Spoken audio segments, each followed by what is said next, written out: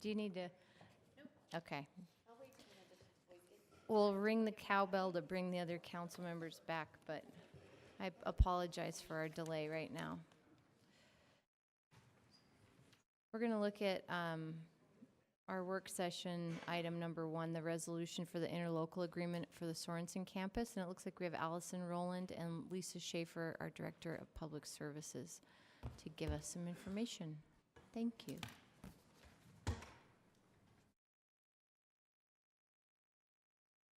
Thank you. Good afternoon.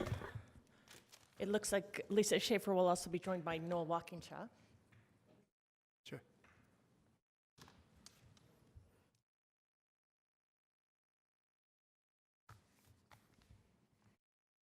Sorry, please go ahead, Allison. Sure. Thank you. So this interlocal agreement, this is actually a proposal for the council to approve a resolution to authorize an interlocal agreement for the Sorensen campus, which includes the Multicultural Center, the Unity Center, and the Steiner West Pool. The annual budget impact, including utilities, is about $1.1226 million per year, which is about 17% higher than it was in 2017.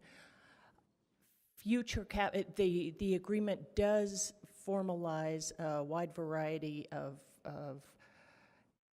aspects of the Sorensen campus, including future capital investment, which is a key issue. The way it would be handled is that a TRCC grant has been obtained for over $1 million to do a number of existing maintenance and capital investment backlog. And then in the future, both the county and the city would basically split the cost for other capital investment 50-50. So that's very broad strokes, and I'm not sure if Lisa or Noel would like to address any particular issues, or whether you'd rather start with questions from council members. Are there some details you want to bring to our attention, Lisa? I don't think so. I really appreciated Allison's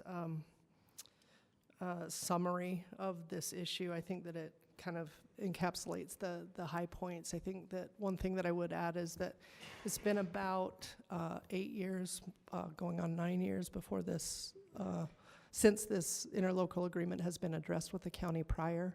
And so it was time. It was time to relook at this arrangement. And in the 9 years where we've been partners in this way at the campus, we have learned a lot of things. And we certainly learned that this community values the programming that we were providing there.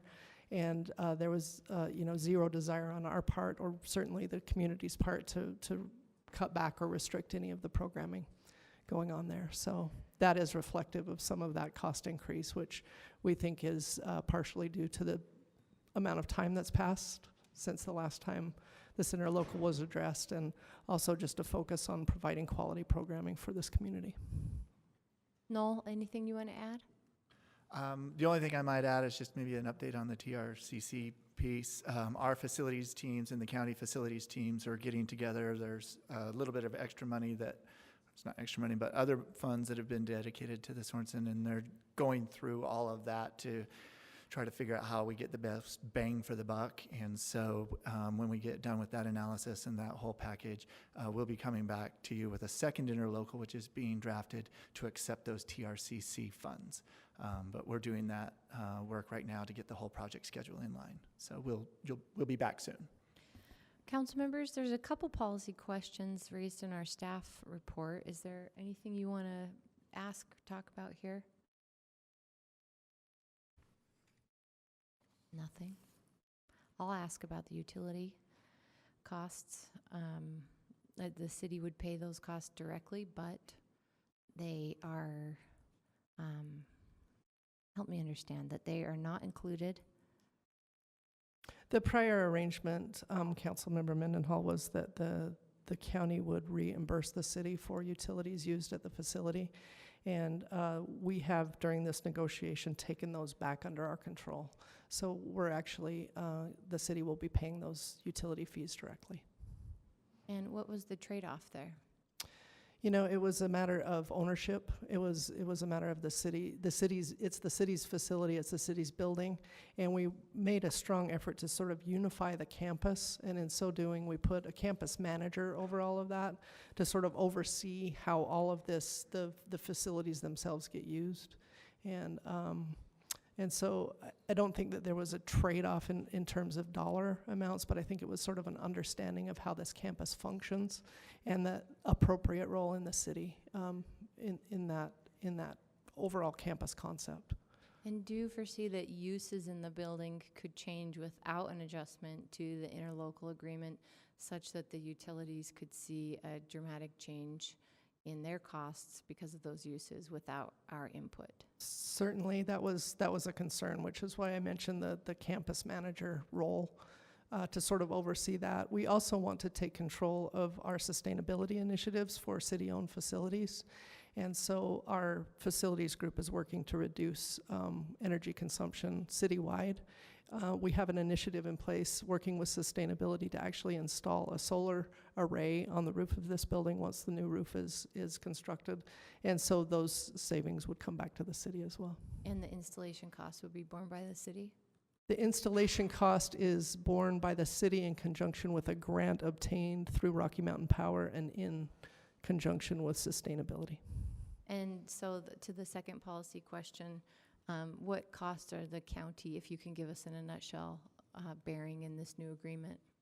They are taking care of all of the programming costs for the traditional, what you would consider recreation facility type costs. So all of the programming, including staffing. They are taking care of the janitorial services for the entire campus. Previously, they were just taking care of the multicultural center piece itself, so now they'll take on the Unity Center as well. Did I mention staffing? So the personnel costs included in that. And the cost to maintain what we're calling the natatorium, which is the interior of the pool.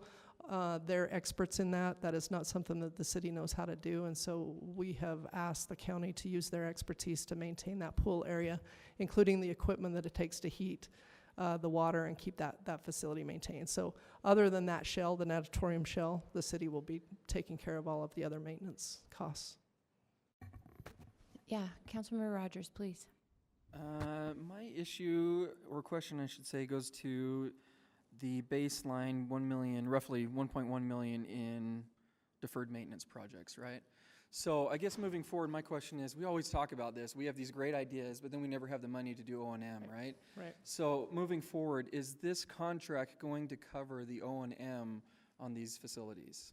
This contract does not cover the O&M. The O&M will be borne by the city through our facilities group. Through the facilities group? Yes.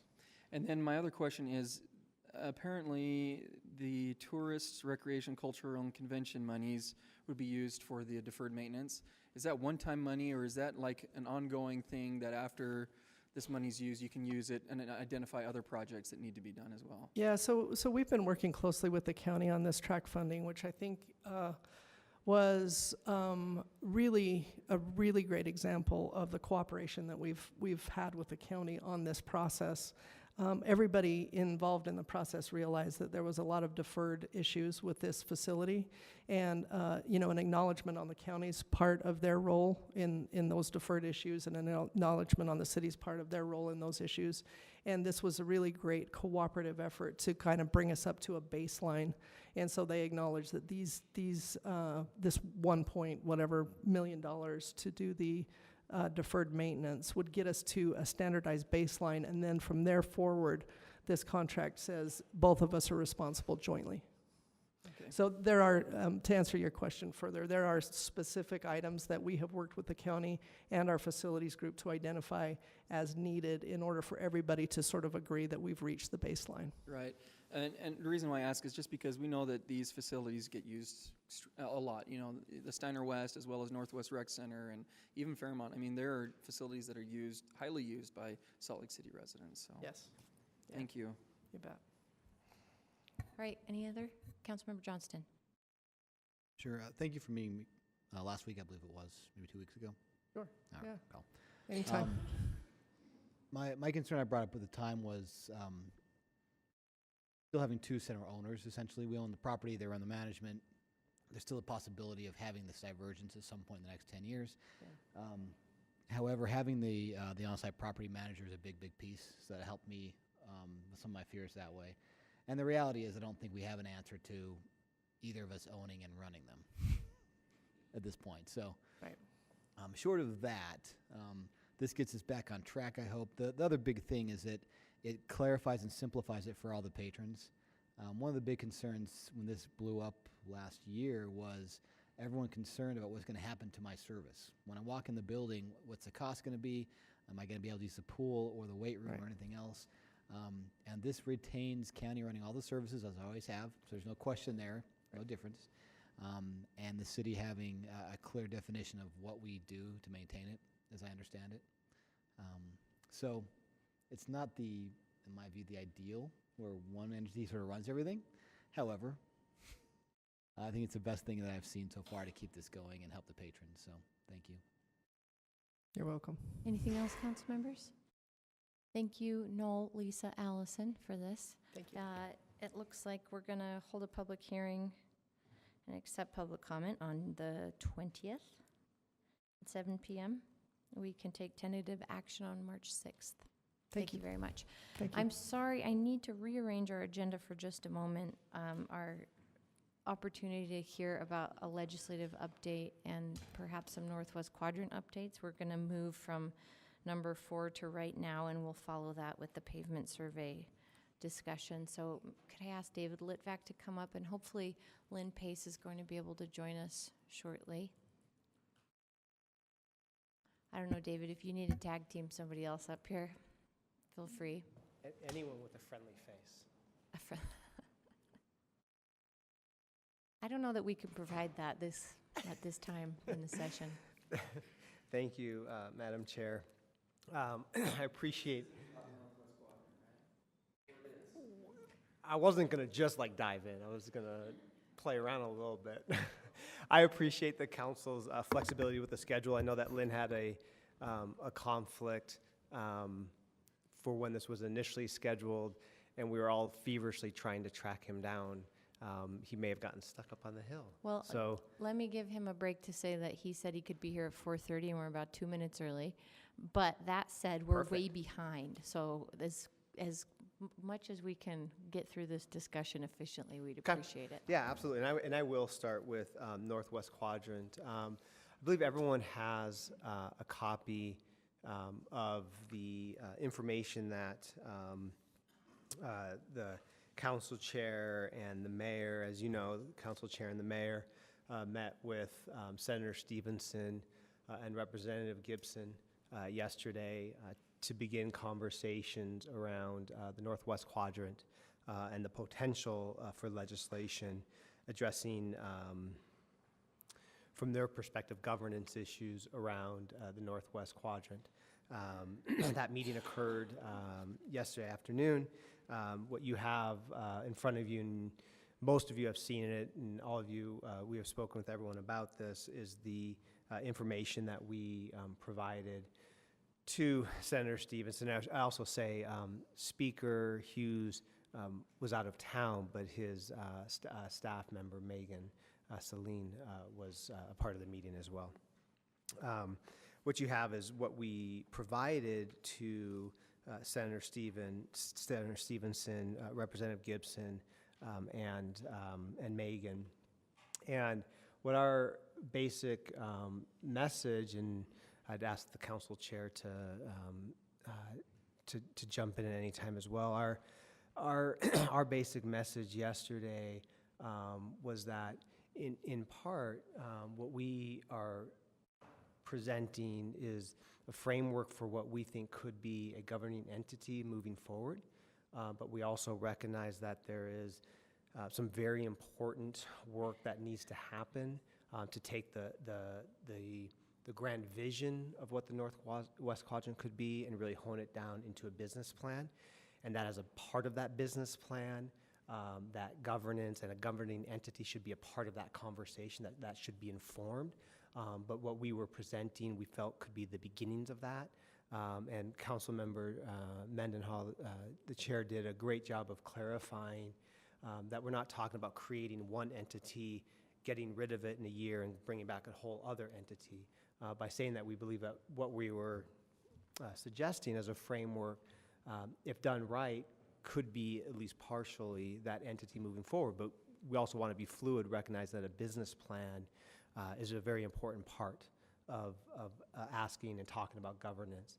I would say, I would characterize yesterday's meeting as very good, actually, in that an opportunity for us to share some of our thoughts and kind of what we see in terms of what this collaboration and what this partnership could be.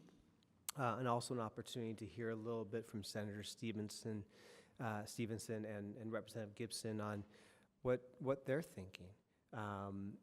We have a follow-up meeting scheduled for Thursday, late morning, early afternoon, to continue that conversation. But I will say that the mayor and Madam Chair, from a obviously biased perspective, did a very good job of communicating our desire to be partners and sharing in the vision of the Northwest Quadrant, but also how important maintaining land use authority and taxing authority is to the city, which has been a very consistent message that the council and the administration have been sending. Any questions?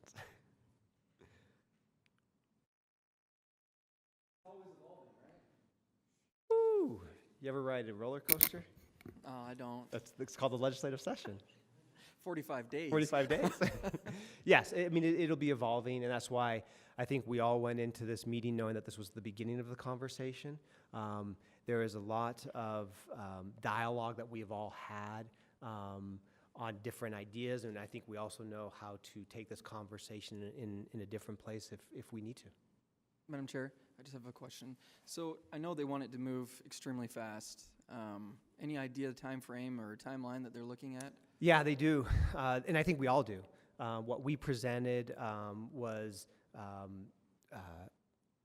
we set out an aggressive timeline as well in the development of the business plan, with the hope and the goal of having that done by September of this year to be able to begin implementation. And they clearly are thinking along those same lines in terms of So September. the need Have the to governance move structure or quickly. whatever it is up and running. Yeah. And during this whole discourse, have they included the property owners? They have, and we have as well. Right. Okay. Yes, and I would say on both the north and south side. Right. of I know this I-80. is it's not going to be over soon. So thanks, David, for No, all your hard work. Absolutely. And I will say, and I'm sure Madam Chair would say this as well, I hope I'm not stealing her thunder, but the administration and the council, working as closely as we have on this issue, has on the one hand been extremely exciting to see that, but also extremely critical that we are speaking with one voice as the city on this issue. I might add that the process that the state seems to go through is of climbing a mountain to the same point is from a different side of the mountain in some ways than the way the city goes about the process of climbing that mountain. And I think the efforts in our conversations were to illuminate where we do share goals and dispel any misunderstandings about where they may have thought we don't, but to bring the incredible skill of detail to the conversation that this city, that our Economic Development Department, our RDA, and our lobbyists have helped with our city council staff to create an incredibly thorough, I think, for the short time frame we have, and a thorough approach to achieving the shared goals. So Right. that conversation will continue on Thursday. I'm grateful that it gets to continue.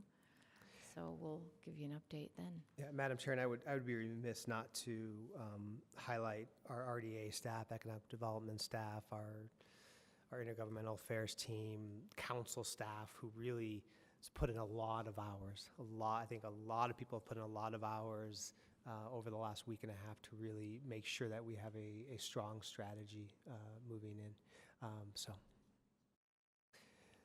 So, Madam Chair, with Lynn not being here, I'm more than happy. I can give an update on a couple key priority issues. Actually, would Or if would you it wanna be wait. okay? I want to check in with Cindy that if because we do have our whole pavement study contingency here right now, and I don't think that you are as time sensitive as Lynn's time was. Correct. Could we push that piece of the legislative briefing to the place that it was scheduled on our agenda? You know where I will be. Thank you. Thank you, and you can dismiss Lynn, I suppose. All right, let's move back to number 2, our informational item on the citywide pavement survey results. We have Ben Ludke from City Council staff, Mike Reberg, our Director of Community and Neighborhoods, Don Wagner, Engineer for Community and Neighborhoods, and Nicholas Daniels, our Public Way Asset Manager, before us. Thank you. We'll get your program set up there. And Mike, if you want to introduce any additional members of your team who are here, feel free Sure, to. actually, I'll let Dawn do that, because it's, as acting director of the engineering division, we'll let Dawn talk, let people know who's behind her and why they're here. Thank you, Okay. Don. Sure. We have David Jones, who was just promoted into a construction program project manager position, and he'll be doing public way coordination. Brad Zaba is our GIS analyst, or excuse me, our manager of our GIS group, and also oversees our survey group and our engineering vault and records group. And then we also have Adan Carrillo. This is his second day with Engineering Division, and he's our new civic engagement specialist. Welcome. Great. Ben, do you want to start the discussion for us, or? I Director just have Reberg. a very brief intro, and then the administration has a presentation for you. The presentation was previously given to the Roadway Selection Committee. You might recognize that from our CIP discussions. They are a group of representatives from multiple administrative departments that take the chunk of funding the administration approves in CIP for street improvements and then selects the individual streets that receive it. The pavement management study, it's done every 5 years. The council funded it in CIP in fiscal year 17. The data was collected last summer, and I believe the final report was sent to the council office just a few weeks ago. And with that, I'll turn it over. It's great, thanks, council. I'm going to turn it over in just a minute, but I'd like to thank you for bringing this to a work session. I think this is an important topic, and I think it's important to, as challenging as it may be, get it in front of you and in front of the public to have a real honest discussion about the issues. I want to thank also Ben and Jennifer Bruno, who came to the roadway selection committees and heard the presentation and a couple of the scenarios that we worked out about possible ideas for at least partially solving this problem. So appreciate that very much. And with that, I'll turn it over to Dawn and Nicholas and let them start the program. Right. Hi, I'm Nicholas Daniels. Nicholas, can I ask you to pull that mic up? Oh, sure. Thank you for all of our thousands of TV viewers at home. They'll want to hear every word you No, say. many. All right, I am the Public Way Asset Manager for Salt Lake City Engineering. Of course, we are part of Community and Neighborhoods. I'm here just to give you an overview of the pavement report that was done last summer. So the company that did that was DTS, or Digital Transfer Solutions, and they performed the survey on nearly 600 miles of Class C streets in Salt Lake City. The report includes basically the processes and tools. It describes the processes and tools used through the data collection efforts. It provides the scope of the project and then a summary of the results. It's one thing this report did not include was any condition data on the curbs, gutters, utilities, sidewalks, anything like this. This is simply curb to curb. The way this works for us is, and all of us, is that this provides us with an initial database, so we gain a full understanding of what condition our assets are in here in Salt Lake. This allows us for informed decision-making and the development of maintenance strategies, budgeting scenarios, and maintenance recommendations. We've all seen the picture of this van, but this is the mobile asset collection vehicle used by DTS, equipped with digital cameras, GPS equipment, inertial measurement devices, all kinds of sort of things, fancy equipment to gather the data we needed. So the output of this is the overall condition index, or OCI. This is based on the ASTM standard. It's a nationally, industry-based standard that's nationally recognized, and that is comprised of two main components. We have the pavement condition index, which basically describes the distress characteristics of the pavement, cracking, potholing, things like that. And then you have the international ride index, which is how it feels from a driver's perspective. So it's a function of those two together, gets us to the OCI, or overall condition. As you know, or may not, Salt Lake City streets are divided into 3 major classes. We have the local classes, which serve basically our residential areas, the arterials, which carry the biggest volumes of traffic, and then the collectors are kind of the ones that convey the traffic between the two. And this is kind of a distribution of those streets. These next 3 slides are going to kind of display the OCI in 3 different ways. The first is a spatial representation. This shows where the ratings are. So this is a spatial representation of OCI. You'll notice the southeast portion of the city and the northern portion both have the most red, which means they receive the lowest OCI scores. Next, this is a tabular breakdown based on road type and also surface type. We've heard it mentioned before that about 60% of the streets fall in those poor to very poor OCI classes. And this illustrates that. You'll also notice that when breaking it down into surface type, that the asphalt streets tend to do a little better since they are more durable. Oh, sorry, concrete. I always mix those up. And then finally, this is more the holistic view. This doesn't account for street type, surface type.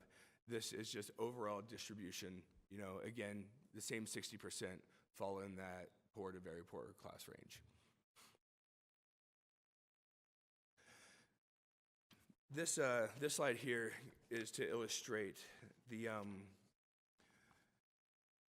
cost of preventative and maintenance treatments versus the cost of reconstruction or rehabilitation efforts. Maintenance and preservation is most necessary when we have an OCI at 70 or above. Once the OCI breaks through that threshold, then we are kind of committed to reconstruction or rehabilitation efforts. And you'll also note that the cost of preservation and maintenance is about 1/10 of the cost of the rehabilitation or reconstruction. Along the same lines, continuing from the last slide, this is just a cost breakdown of the cost per square yard based on 2017 figures, and this does not account for inflation or fluctuation in material costs.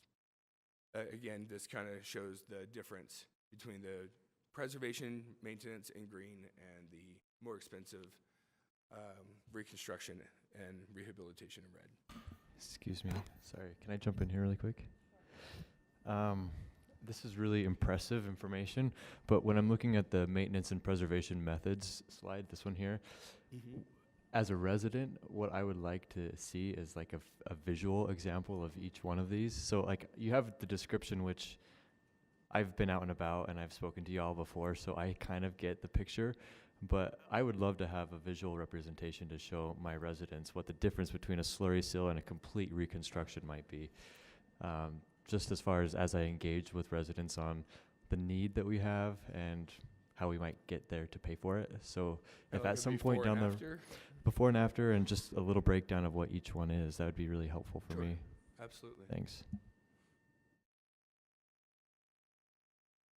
So we, engineering, we asked DTS to provide us with 3 funding scenarios, all based on a 10-year outlook, and with 80% of the funds being directed towards arterials and collectors, 20% going towards local streets. And you'll notice that with the $5 and $12.5 million annual funding level, we see a continued decline in OCI. When the other one was the $20 million annual level, and that's where we finally see an increase in OCI, throughout the 10 years on the network as a whole. And before you change the slides, if I can just point out for the council that these are in current year dollars. These are not adjusted for inflation. So if you were to assume, say, a 10% rate of inflation, in 10 years, you would need $4 million more to have the same amount of purchasing power as you do in today's dollars. So it's not 20 million every year from here on out. It's 20 million in this year's dollars, which would actually be more each year thereafter. And that was a great follow-up, because that's all I have. Let's leave it on that slide, though. Okay. So council members, at the beginning here, I just want to say that as a reminder, we get to have a funding source and budget needs conversation right after this. Streets is, of course, one of our top 3 priorities this year. It has been for a long time, and so I want to carry our conversations here potentially into our follow-up conversations on this agenda. So I will save my questions and let you guys jump in. Who would like to start?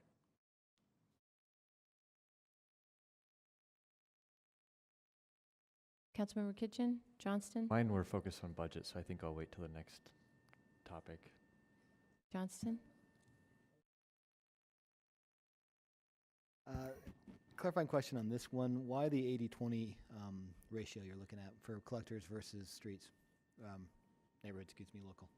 We had to define some sort of allocation because we classify them differently, and this was based on the previous city engineer's discussion. Okay. And So I'm asking that because did you break down that based on arterial collectors versus local and say, if you inverted that and said 80% local, would it change the overall percentage? Because this is an overall percentage we're looking at, not broken down by those 2 different teams. Does that make sense? mm-hmm. Okay. The reason why it's an 80-20 split is because you do want to focus on arterial and collectors, because that's where your goods and services are mostly, your people, goods and services are mostly traveling or on the arterials and collectors. Mm-hmm. And so you get more return on your investment per se, Okay. whereas a local street might have 5 homes on it. So when you have limited funds, it's just focusing that on the big picture and where the best use of repairing those roads and where that money should go. So we felt from our recommendation engineering that 80% of any of our funding should go towards arterials and collectors. So follow-up question. And I would add on Yeah. that too. I think the administration also tasked engineering with coming up with a 60-40 split as well, just to see what that might look like in a funding scenario. And so the one nice thing about this program is you can plug in any kind of scenarios and sort of get Okay. you can get some varying outcomes. But I think the engineers would say an 80-20 split with any funding scenario would be most appropriate in the short run. I don't take any issue with the 80-20 split. I want to make sure we're clear, though, that if we were to say just take the arterial collectors, period, and over 10 years, if we funded it at this level, what percentage of those would be, say, fair to good? Do we have a sense of that? Because we're taking all the streets together, but we're mostly investing in those major ones. And does that change the overall 10-year average? Does that make sense to Yep, me? I know what you're saying, and I guess I don't know the answer to that. Okay. Because right now with 20%, we're looking at raising it by, people who don't understand this, and even me who doesn't understand it all the way, will say, well, we only get about 8% increase on this, right? Overall, by putting 20 million a year into it. But the real sort of value is sort of hidden in there, right? Yeah, and I think what you get in an overall, in a scenario, a 10-year, $200 million funding scenario, you get the overall condition of the roads to a overall fair condition. Okay. And that's spread out among local and collectors and Collectors. arterials as well. Right, and part of it too is citizen complaints that come in are usually focused on the arterials and collectors, because as they're traveling to work. Okay. And that's not an every year break by break, every year gets 80 and 20. Initially, it's, the way the scenario worked out is that they fund preservation and maintenance heavier up front, just so we don't lose what we have in good condition. And then they focus and shift the funds. Overall, it's an 80-20, but it's not 80-20 every single year, kind of broken down like that. Okay. May I ask one more question, Madam Please. Chair?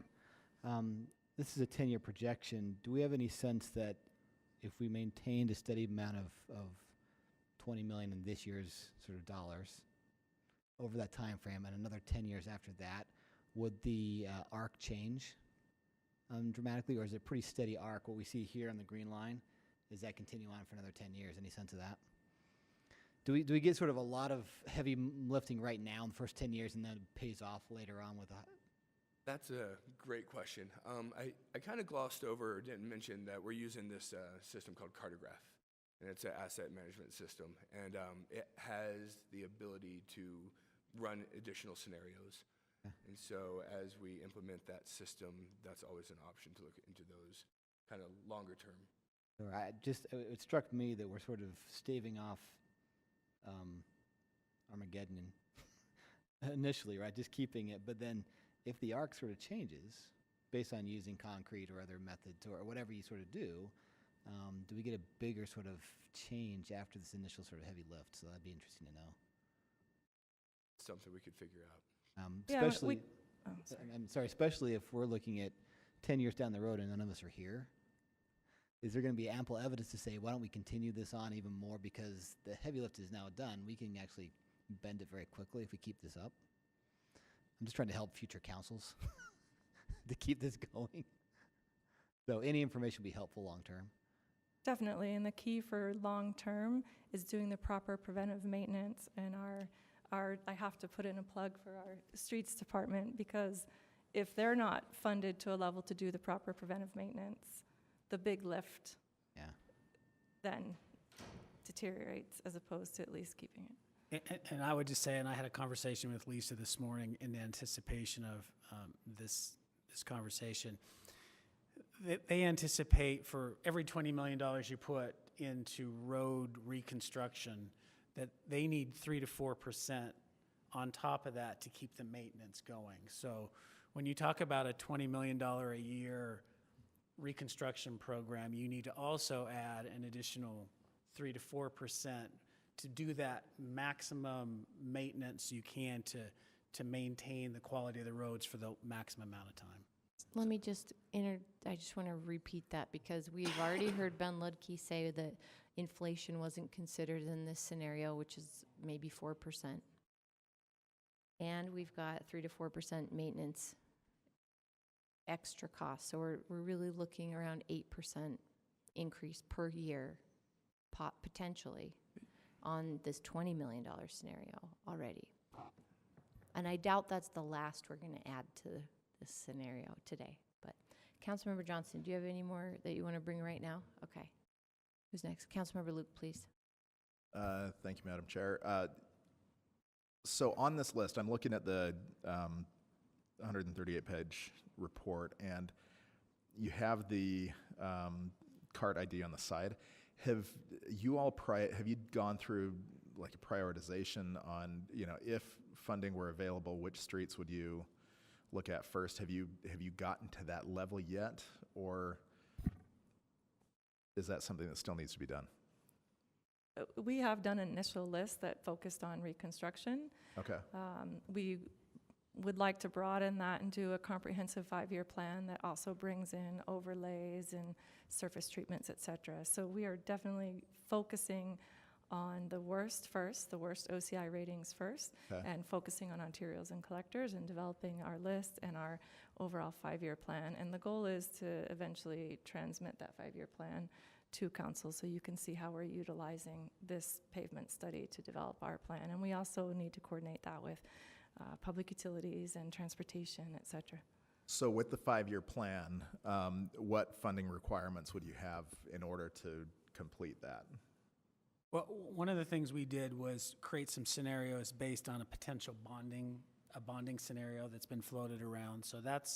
So engineering got the worst first and did an 80-20 collector, arterial, local streets mix and a 60-40 using some of the bonding conversation numbers that have been kicked around a little bit. So that's what they were tasked with, to do an initial list there.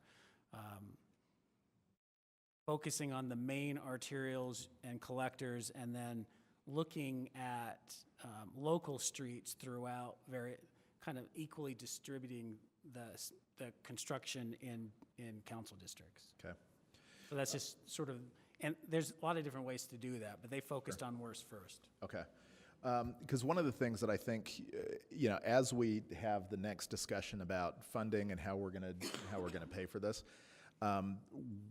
we're gonna have to raise a lot of money in order to accomplish what needs to be done.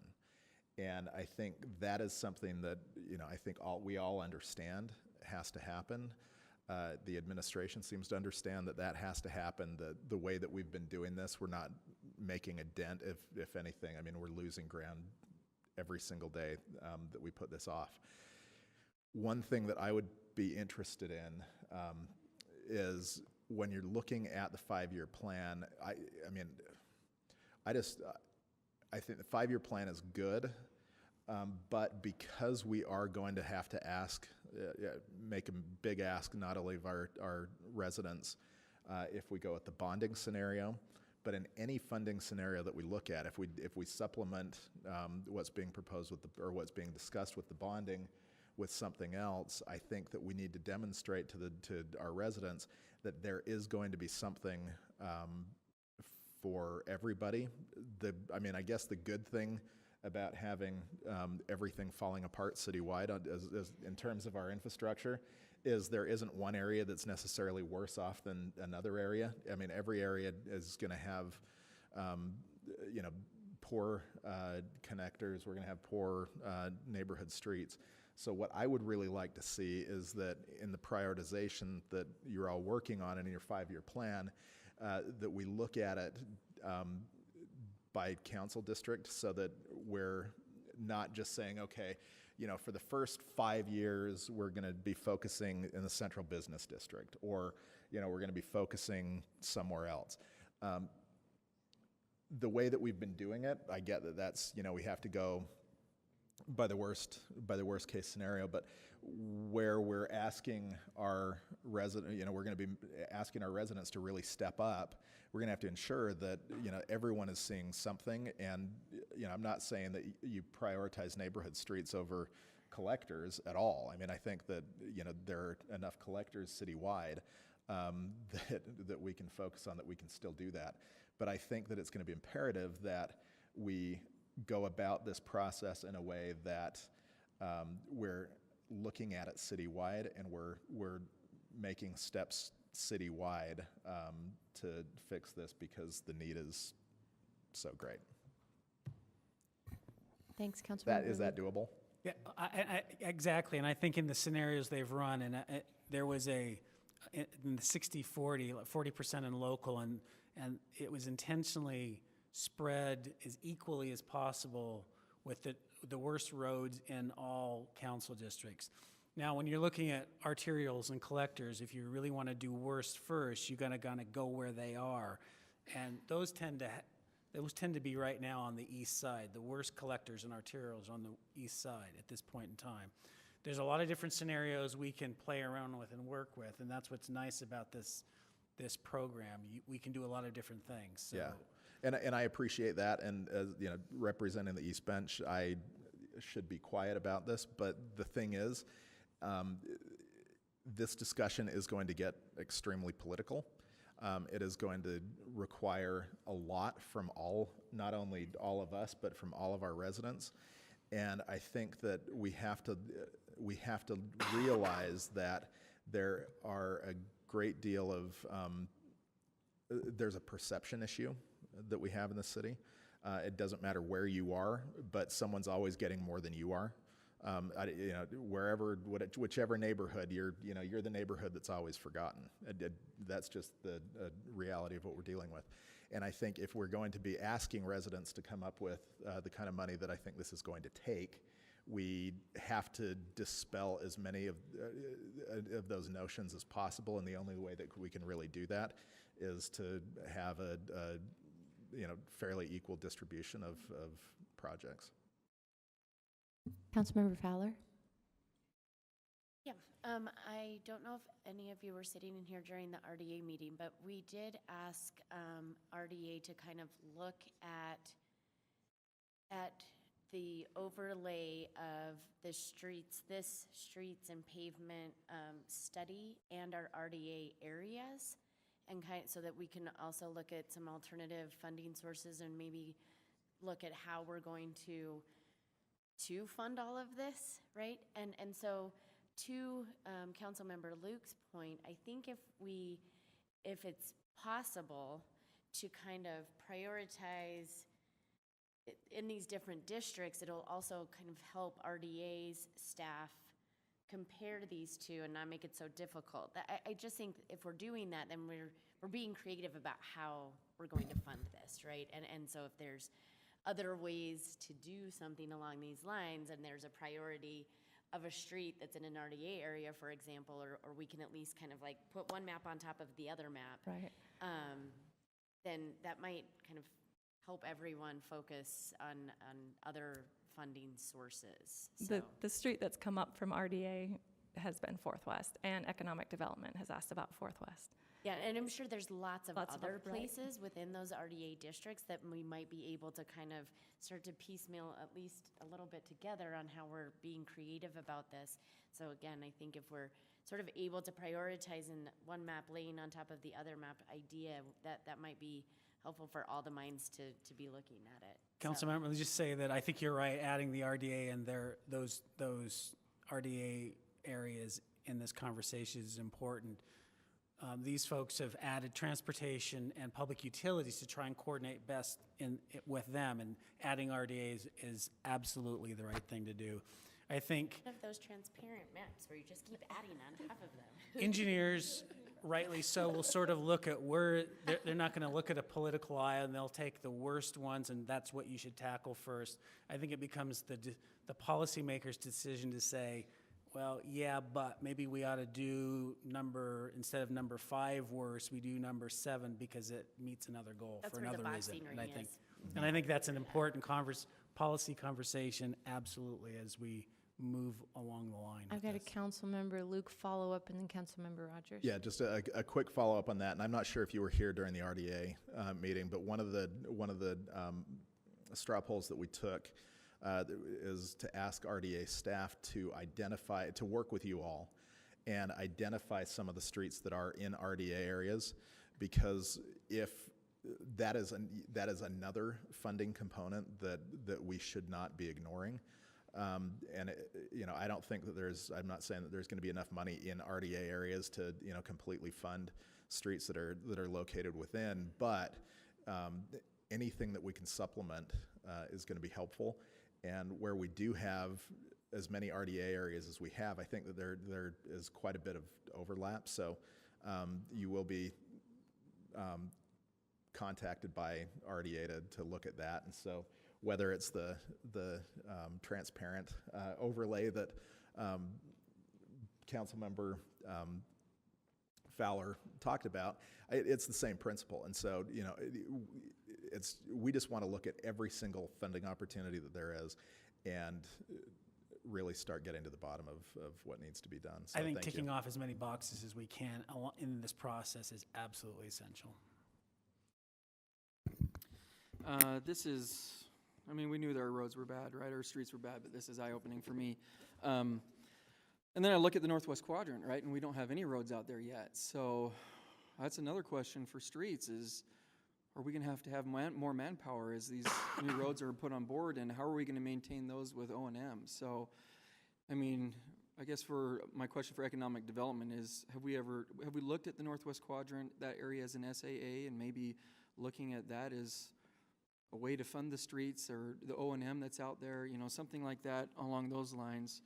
And then my other suggestion, of course, is this is transportation's just dream. I think that they would love to be able to assess the streets that are in such poor shape and be able to make them complete streets or smart streets and be, you know, so creative in coming up with ideas to, you know, make it so that these aren't beat up so badly. You know, that once they're made, that they're complete streets so people have all different types of transit opportunities to get where they're going. That's a good point, and I think one of the things that in the scenarios we've anticipated a complete streets concept, and so that is built into sort of the concepts and how some of the expenditures in a potential bonding scenario and some of the roads that are being chosen. I mean, I guess, and for me too, looking at this, if we have arterial roads or whatever type of feeder roads that we're doing, if they make for smart streets, if it's an autonomous bus that we're looking at in the future, or if it's, you know, light, you know, for street lights where we have sensors on them to make sure that, you know, while we're doing these upgrades, let's make sure that we're doing them right for the future. That's a good point. I would just add, as a reminder, when the council adopted the impact fee facilities plan in late 2016, there was a legislative intent for updating the plan with Northwest Quadrant costs. And I think the administration has been, last I heard, working on updating how the city's impact fees can reflect the known infrastructure costs in the Northwest Quadrant. And so it's not an SAA, but it's another way of making sure those costs are included in what's being charged. Yeah, those steps to get that information are underway. But that's the problem, is that here we are without the O&M to maintain the future 1,000 acres of new roads that we've never had. That's a good point.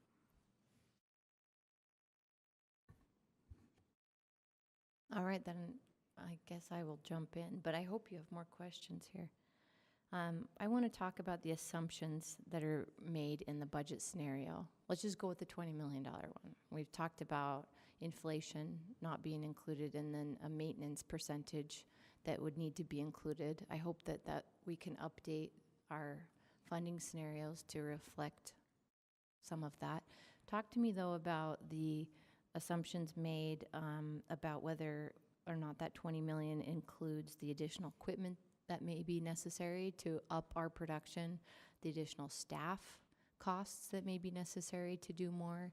What assumptions were made in the 20 million? What is that money going to? Strictly to the projects. I mean, we did not Does that send to the include consultant. staff? No, we did not send any of those kind of numbers to the consultant. They just focused on actual segments and projects. So this is the maybe demolition costs or the slurry and concrete or asphalt, the actual materials costs. Right, it did not. That's it. Well, it includes overhead as far as design and soft costs and overhead of like the city personnel, Engineering. but it doesn't include added staff. We didn't give those kind of numbers to the consultant. We have, Madam Chair, had a conversation in Cannes about if some of the policy decisions that are being talked about are implemented, funding opportunities that, community neighborhoods will probably need additional staff in engineering, in transportation, and perhaps planning to implement some of the goals that might be achieved through new funding opportunities. So inside community and neighborhoods, we are having those conversations about if these things occur, what will it take to ramp up to be able to engineer and project manage $20 million of roads annually, those sort of things, or implementing transit master plans or those sort of things. So we're having those internal conversations. And do you have a sense of the percentage of any given, I know that we have a spectrum of projects here, from our slurry seal to a full rebuild, right? That there's different amount of management and staffing costs and all of that, but as we're working with averages here, do you have any sense of what that additional cost As an percentage might be? average to this, If- I haven't thought of it in those terms, but I can get that for you. We can come up with a Okay. percentage. So I'm interested in this 80-20 split, and it does make sense that over time, there needs to be the ability to flex with improvements as they're made, and maybe shift that funding to those different road types. But how do we, as a policymaking and budget authority here, anticipating future councils, I mean, this is a long-term scenario, some of us may still be here in 10 years, but how do we create policies that guide or that embody the values that we want to build into policy, that still allows for the flexibility that you need over time to adjust spending? So, I mean, you heard Councilmember Luke get to the anticipated future discussions, the political discussions around where the money is spent, and at what point do we shift to a certain area, or do we always stay citywide? So how do we build policy in with flexibility? I would think one of the things that the policymakers of the city have to determine is how much money the city can devote to this issue.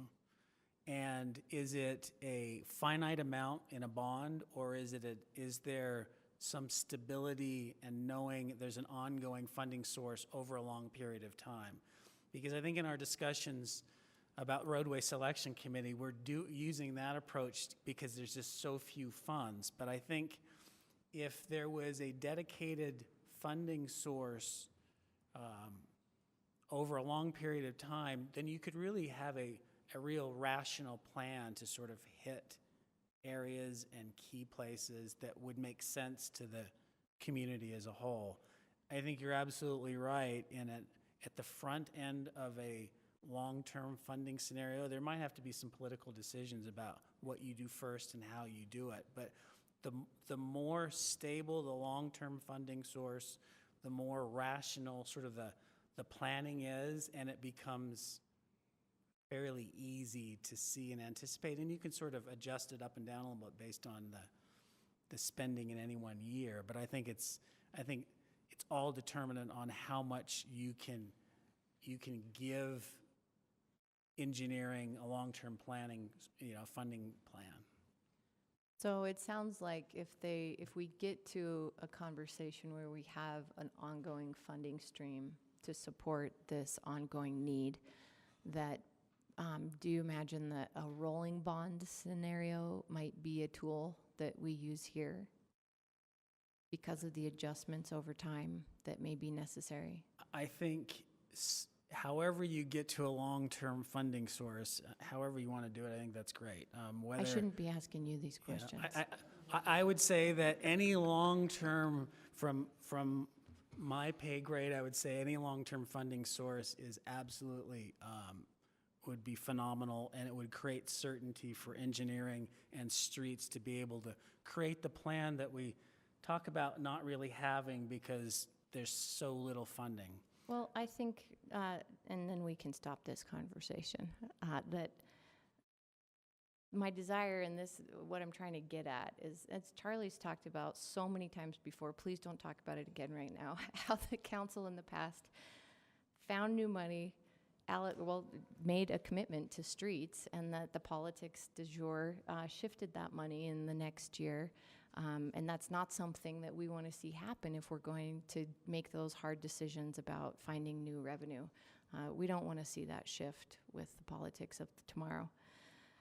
But to We would move agree with on, is there, if we do a dramatic increase in funding, does it require more regular study? The type of study that we're doing every other year right now, that this pavement, it's every other year, Every isn't 5 it? Every years. 5 years, thank you. Might you anticipate that we would need to increase the study regularity? No, I think a 5-year interval is fine. Because And- it is a snapshot in time of the current conditions, and freeze-thaw cycles might, I mean, we have a warm winter, it helps preserve the roads, having a warmer winter, and the road life might, so every 5 years it is worth having an outside consultant come in and kind of keep us in check to make sure what we're doing is increasing the overall OCI. And I think as far as your question of policy, it would be helpful if, as a city, are we okay with the network being at fair, or is the goal to get the network up to satisfactory, and figuring out how, the money is the pain of getting to those levels, and is fair okay? And that's a decision for administration and council to. Councilmember Luke? One very, very quick comment. And I'm sorry that I'm so excited about this because, but I do want to thank the administration, you guys, for coming up with this plan. I want to thank the council for putting this discussion on the list and for prioritizing and funding the study. I really get excited about this stuff. I've been waiting 6 years to actually have this conversation. We've tried to have it, from the council side, but the administrative side wasn't ready yet. I think we're to the point now where we can actually start making some progress. And so, if I was having a little sidebar conversation with Councilmember Fowler, trying to explain why I'm as giddy as I am about this. But this really is, I am excited about this. I think it's long overdue. So, Madam Chair, thank you for scheduling this, and thank you all for working on this, and let's get moving. Thank you. Anybody else? Councilmember Johnston? Sure. I love the last statement about what is our goal. Is our goal to have this percentage at fair or great or somewhere in the middle? The data would be interesting if you break it down more to say if we're going to talk about arterials and connectors versus roads and individual neighborhood roads. I think that'd be helpful as well to set some sort of goals for us and some monetary goals as well. One of the questions in follow-up to Chairperson Mendenhall is $20 million a year right now. Would we have the capacity to implement that with the current staff or equipment you have?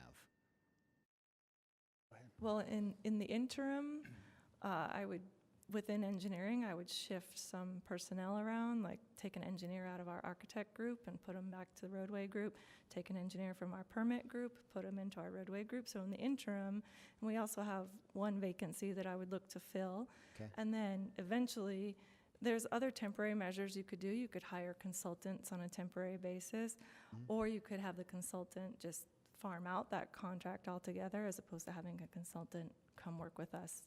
So there's some different options, but ultimately, if we, back to what our previous question is, we do have to evaluate and ultimately probably need additional FTEs. And then streets would probably, and correct me if I'm wrong, they would probably need an additional crew to do the proper preventive maintenance as well. Okay, I think that'd be crucial information for us to have. I mean, I'm looking at 4% is about $1 million, well, a little less than $1 million a year, but I'll say around to $1 million a year, right? And that's sort of the detail we're looking to sort of figure out, because if we did have a stable funding stream of some sort, I want to ask you which one you prefer. We also need to know very detailed specifics to know exactly how we'd be able to allocate that and what it would cover. Because the belief might be, all right, $20 million a year, it's fixed. And it may not be that, right? I mean, it's much more complicated. So any information like that would be helpful. And also for dashboard sort of goals for us, understand exactly where we are at times.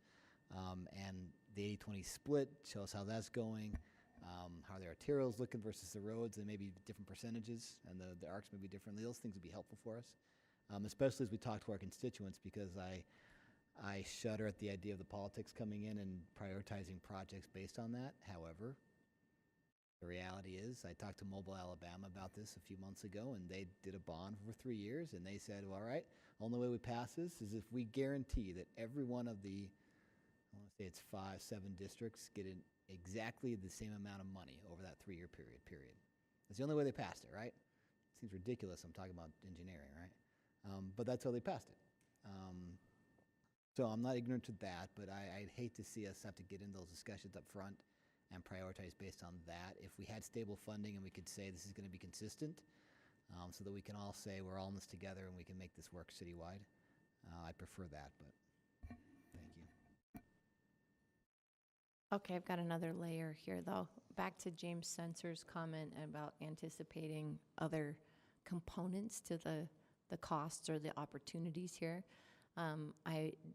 Maybe you can follow up in the future, but I'm wondering about the urban forestry component, and when we've learned about different roadway types around the country and different installations, that there's permeable materials that are used in some areas there's bioswales that become incorporated in certain runoff areas, particularly I think where they're closer to big bodies of water. Although we do have a great body of water that has some serious, or at least a vein of water that runs into a body of water that has some contamination issues. So I wonder if you have any feedback now, but I wonder if you can get back to us with some analysis of if urban forestry fits in here, or if there's a sustainability component to addressing those opportunities. We'll come back to you with that. Council members?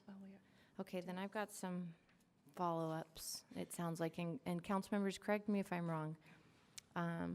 Charlie Luke would like to, these are for the next steps, whether it's in the 5-year plan or any funding scenarios, to demonstrate the citywide reach of the work and that we are able to articulate that. And Councilmember Johnston just echoed that. Councilmember Fowler talked about overlaying the RDA area so that we can maximize our finance collaboration opportunity. There are other priority streets that I think the RDA will come up with other than Fourth West, but that's the sore thumb that sticks out in my mind too.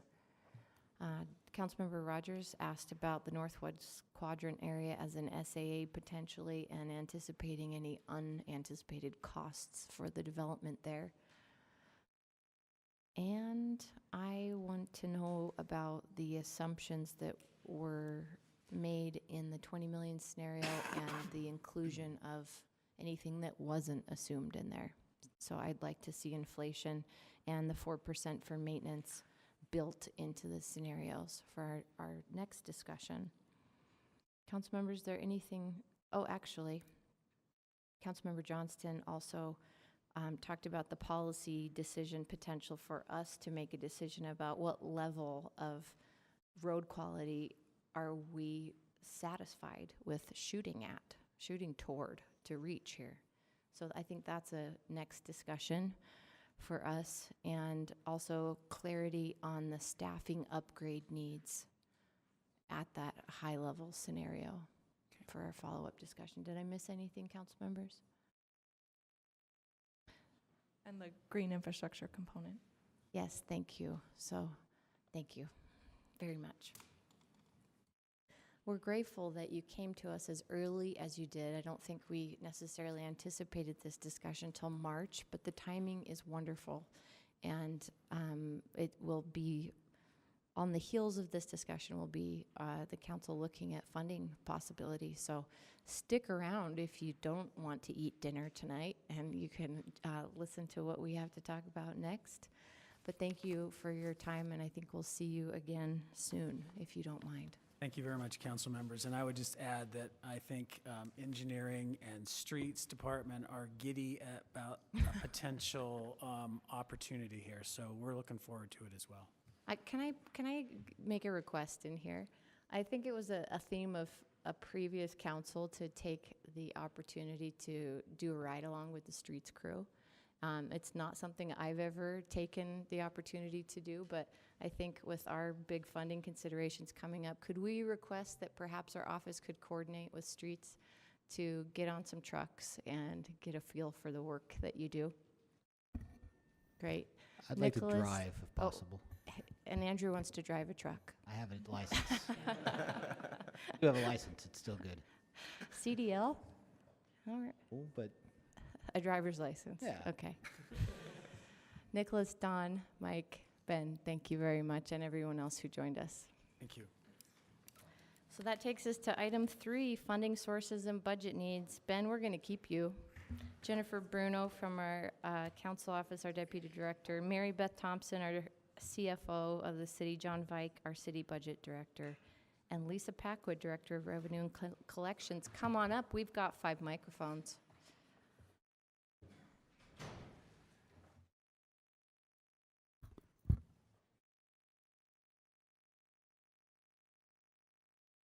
John, you don't have to come up. You're just listed here.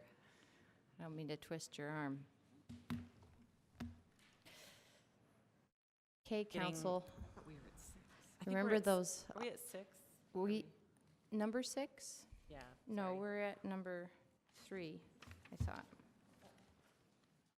The funding sources and budget needs? I did you guys because, you might have something to say.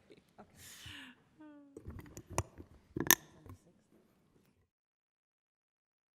6 we'll get to after Yes. dinner. Yes. Maybe This is we'll the see you first- again. Maybe the first part of it.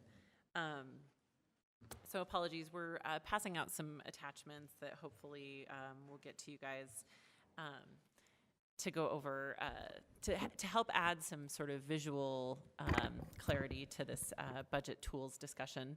So we'll just go through what we've been talking a lot about needs. And oftentimes when you talk about needs, you think, well, what are our tools to address those needs? And it's kind of a chicken and an egg situation because a lot of times your available tools tell you what needs you can address with those tools. So I'm going to actually approach it from that angle instead of from the needs to tools angle, from the tools to needs angle. So the first question that you kind of have to ask is, what is it that you're paying for? Because what you're paying for will sort of narrow the field. It will sort of apply a filter to say, depending on what we know we're paying for, these, 5 tools are an option. But if we're paying for, let's say if we're paying for staff, for example, geo bonds goes off the table as an option. And we'll get into more of the detail, but these are sort of general questions to ask yourself. So first, what are you paying for? Then how long or how often is the money needed? And this is one of the questions that I have to ask immediately when someone has an idea or a funding tool, because it is the number one stumbling block we always have. We are really good at thinking up ideas that cost money over a long period of time, and we're really good about coming up with funding tools that are immediate, that last 1 year. But it's really hard to come up with funding tools that last over time, that pay for things over time, because those are harder. Another policy consideration is who benefits from the funding need. So that's maybe a sort of deeper level of thought, but frequently that will help inform us in terms of, sort of from a fairness or an equity standpoint. So frequently, for example, in the Salt Lake City, we have a conversation of, well, we have a daytime population and a nighttime population. So the daytime population doesn't pay property tax, but they do pay sales tax. So if you're thinking about funding something that benefits the daytime population, you might want to sort of apply that filter to some of your funding tools that you're talking about using to pay for that sort of funding need. And then who will ultimately pay for the project or the need is sort of another way to come at that angle. So if you're talking about raising property taxes, and you're saying to yourself, well, property tax payers are going to pay this GO bond, thinking about how to make sure that that GO bond project benefits property taxpayers, maybe out in an outsized way from like sales taxpayers, for example. It's just sort of a gut check of, are we aligning who's benefiting with who's paying?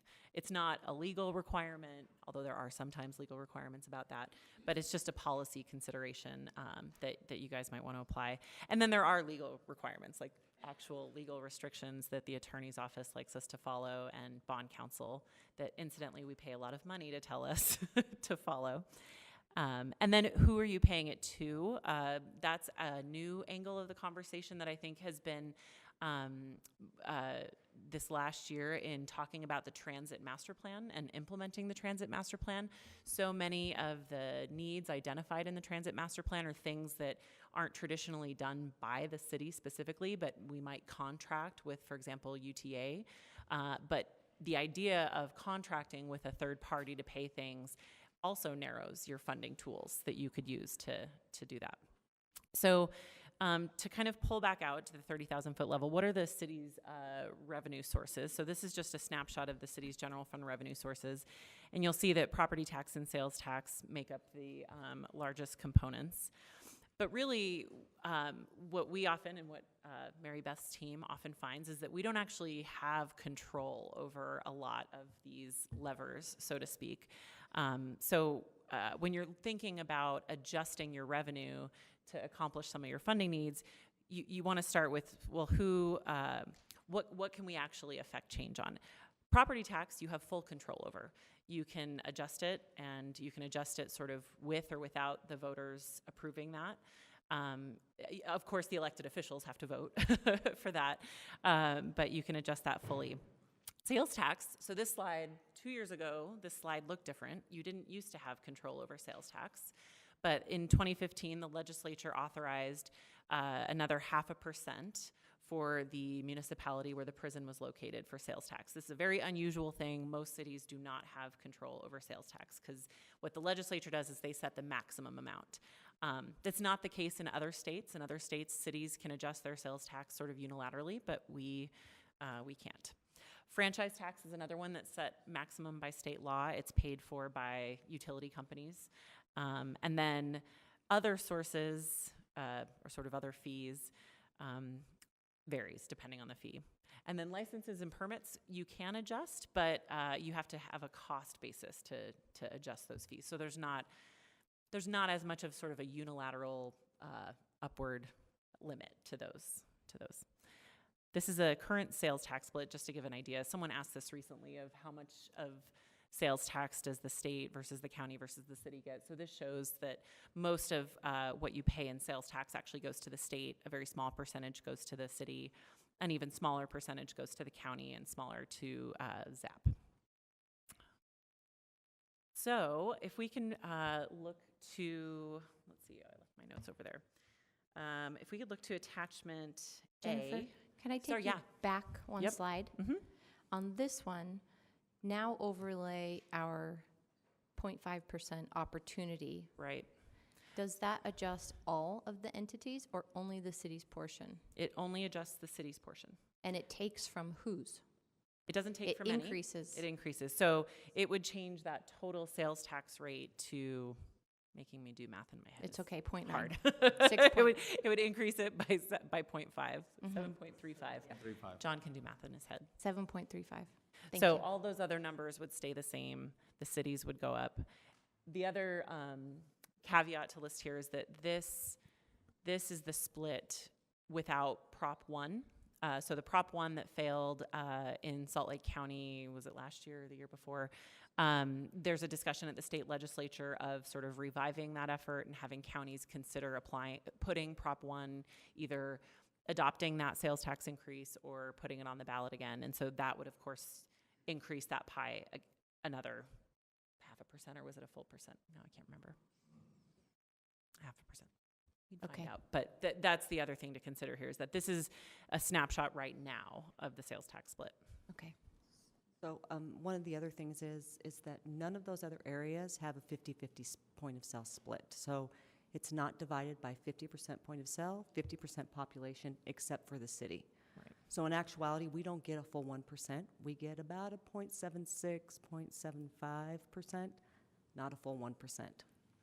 So just to back, state law mandates that any sales tax collected in cities is sort of put into a big pot, and then it's distributed back to cities on a 50% population, 50% point of sale basis. And that was to protect bedroom communities that didn't have any retail from sort of losing out.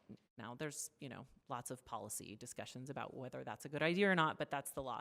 So in actuality, that slice of the dollar that should be ours is maybe even just a tiny bit less, because there are communities that have more population but less point of sale than Salt Lake City does. Does that make sense? Sure.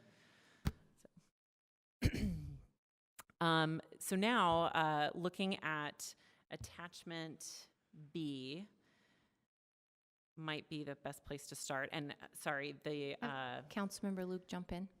Do you mind? Yep, go ahead. Thank you, Madam Sorry. Chair. Uh-huh. In your explanation about the city portion and not receiving the full 1%, that does not apply to the half cent for the prison tax, right? It does not. Okay, thank you. And then one follow-up with the sales tax. The 0.5% does not include big ticket items, correct? Cars, boats. That is correct. Okay. It does not include those. And So at the- unprepared at- food. At the point of sale, then that's just the vendor is Straight going to have point to of sale. take care of that, right? Yeah. So this is a much more condensed and visually attractive way to look at funding tools and funding needs and where those tools and needs might align.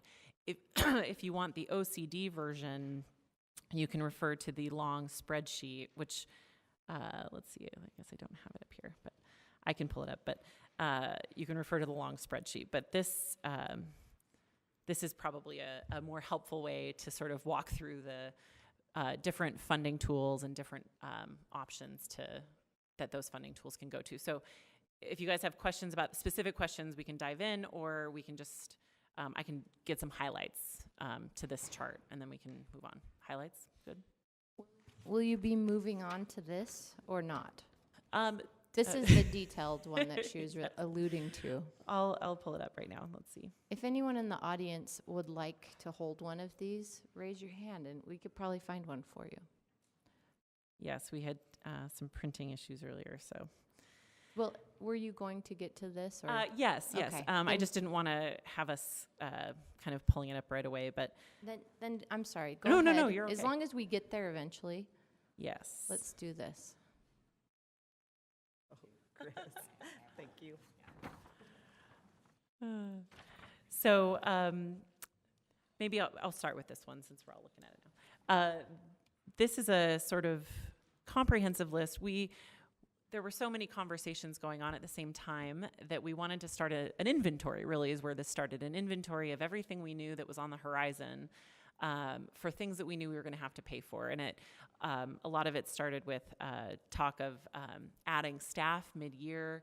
We actually kind of started thinking about it even during last year's budget when we knew that we were balancing the budget with one-time revenue. So as you work your way down the chart, it starts with things that you definitely have to pay for. So the things in the structural gap category are things that you definitely have to pay for. They're not sort of optional, even though you might have priorities that you would rather pay for, right? So starting to think about, well, what kinds of options would you have to pay for them? Property tax.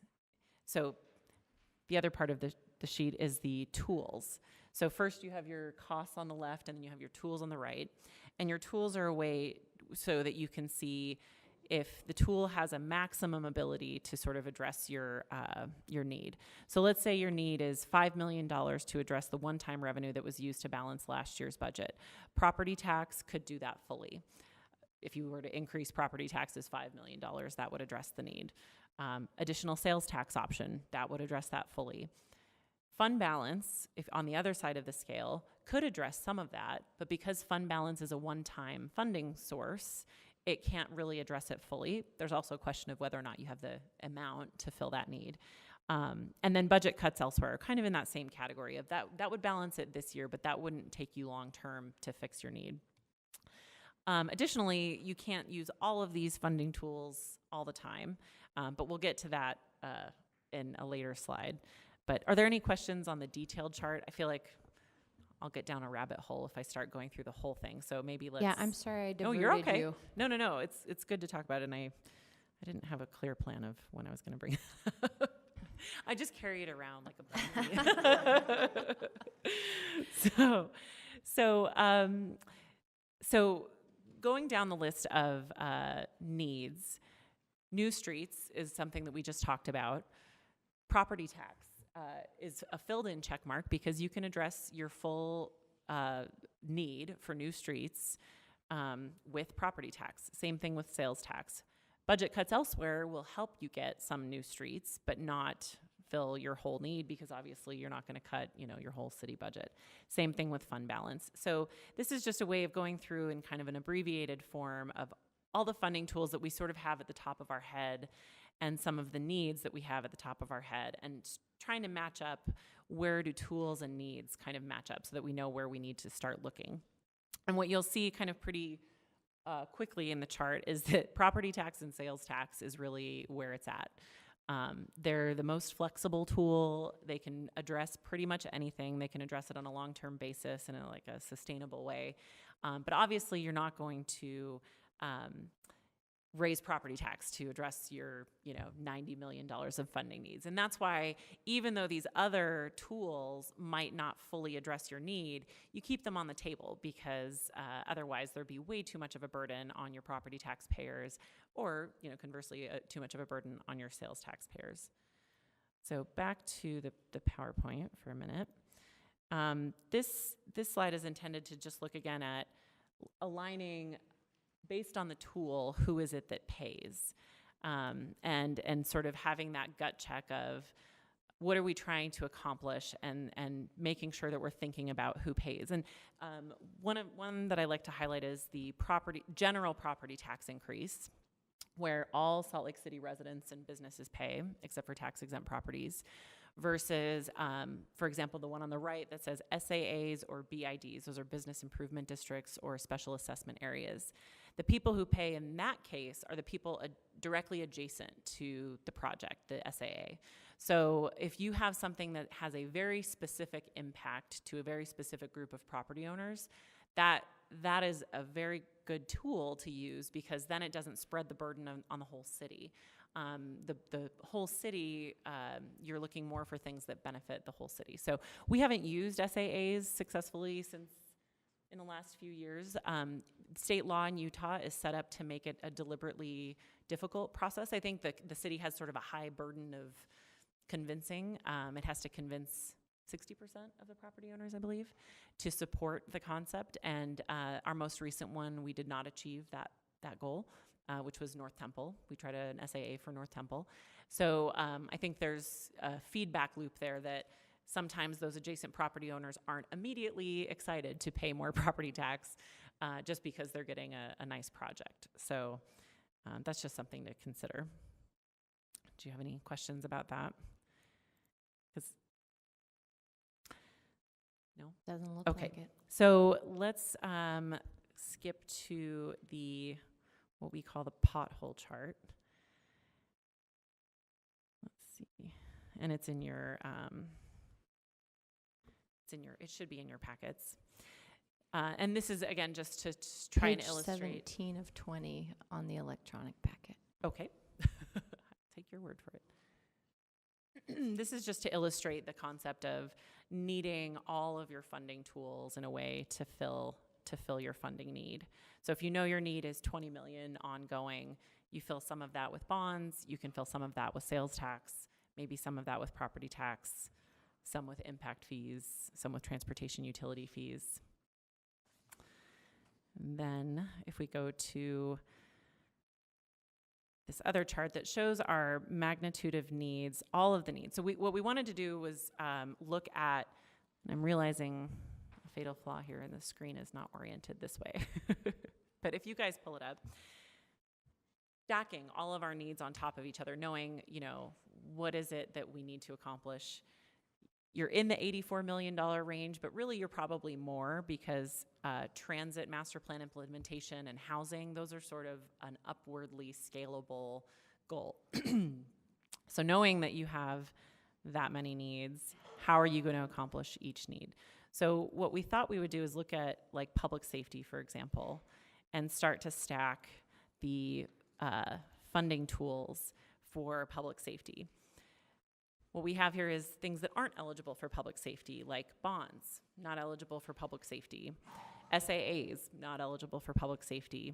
Impact fees, eligible for public safety, but only for public safety facilities, not public safety people.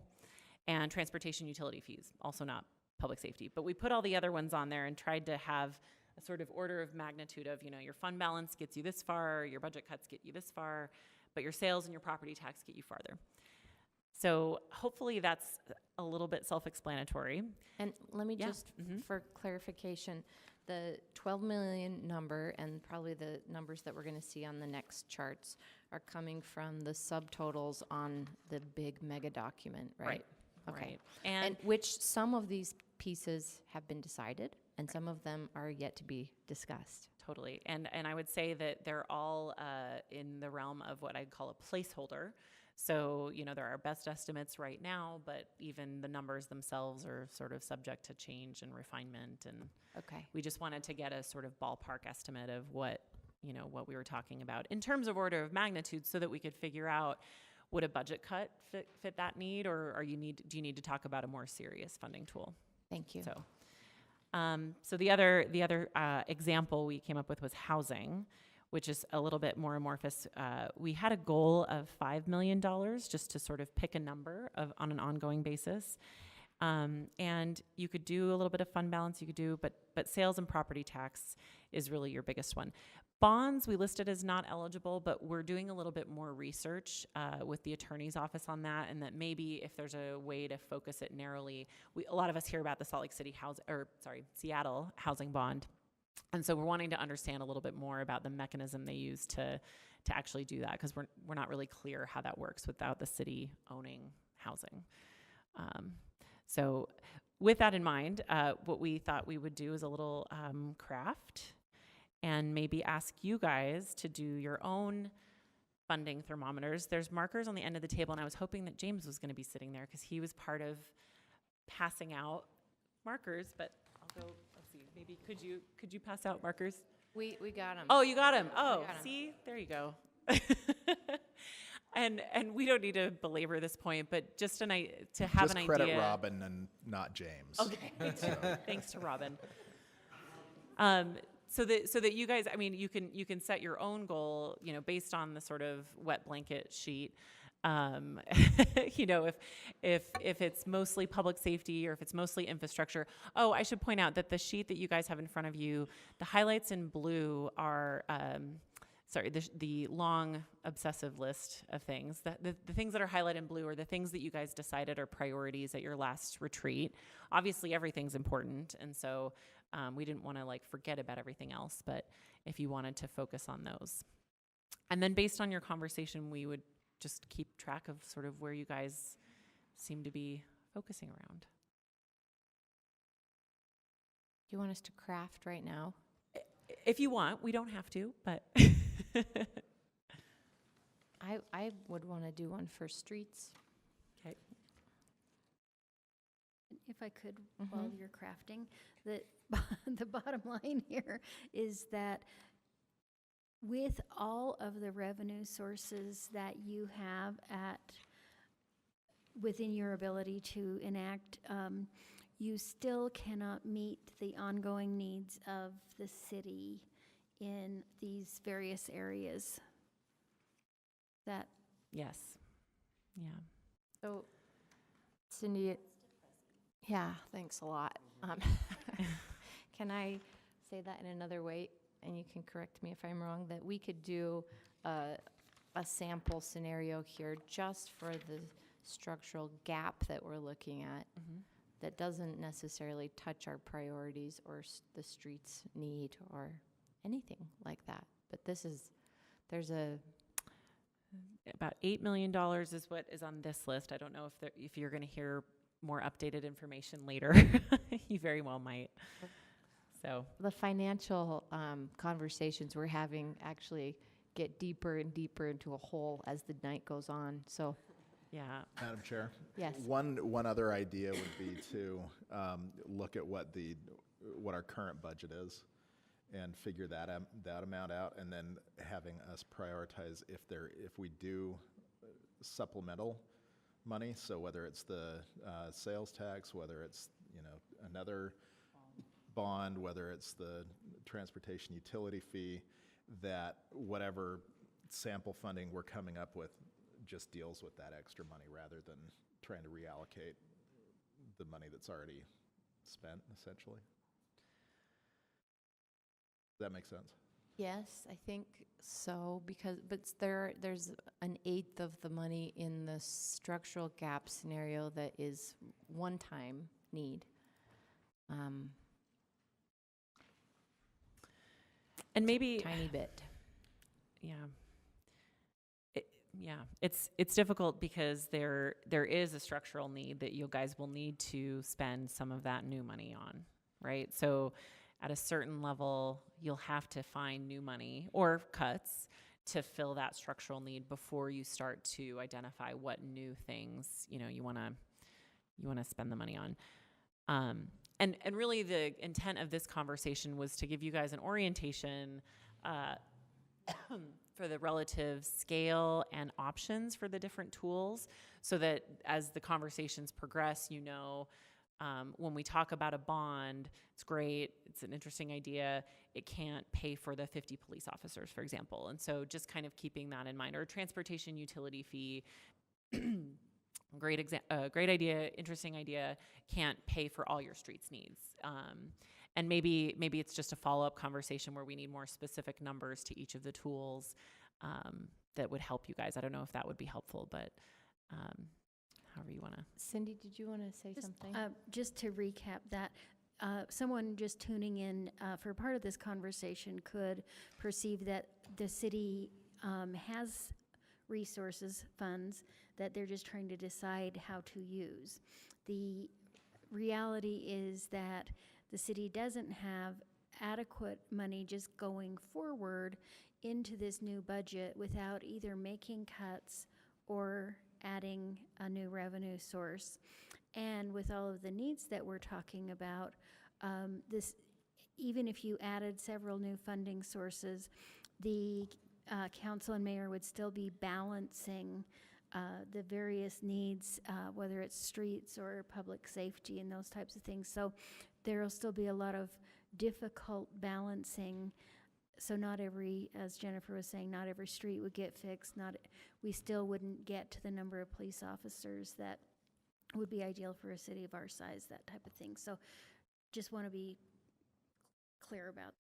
And I think that balancing priorities conversation is what I think the goal of the conversation later with the mayor is, or one of the goals of the conversation with the mayor is the recognition that you can't necessarily accomplish everything all at once with no trade-offs. So. Right, and that's item 6 on our agenda tonight that I think will be having you in front of us again.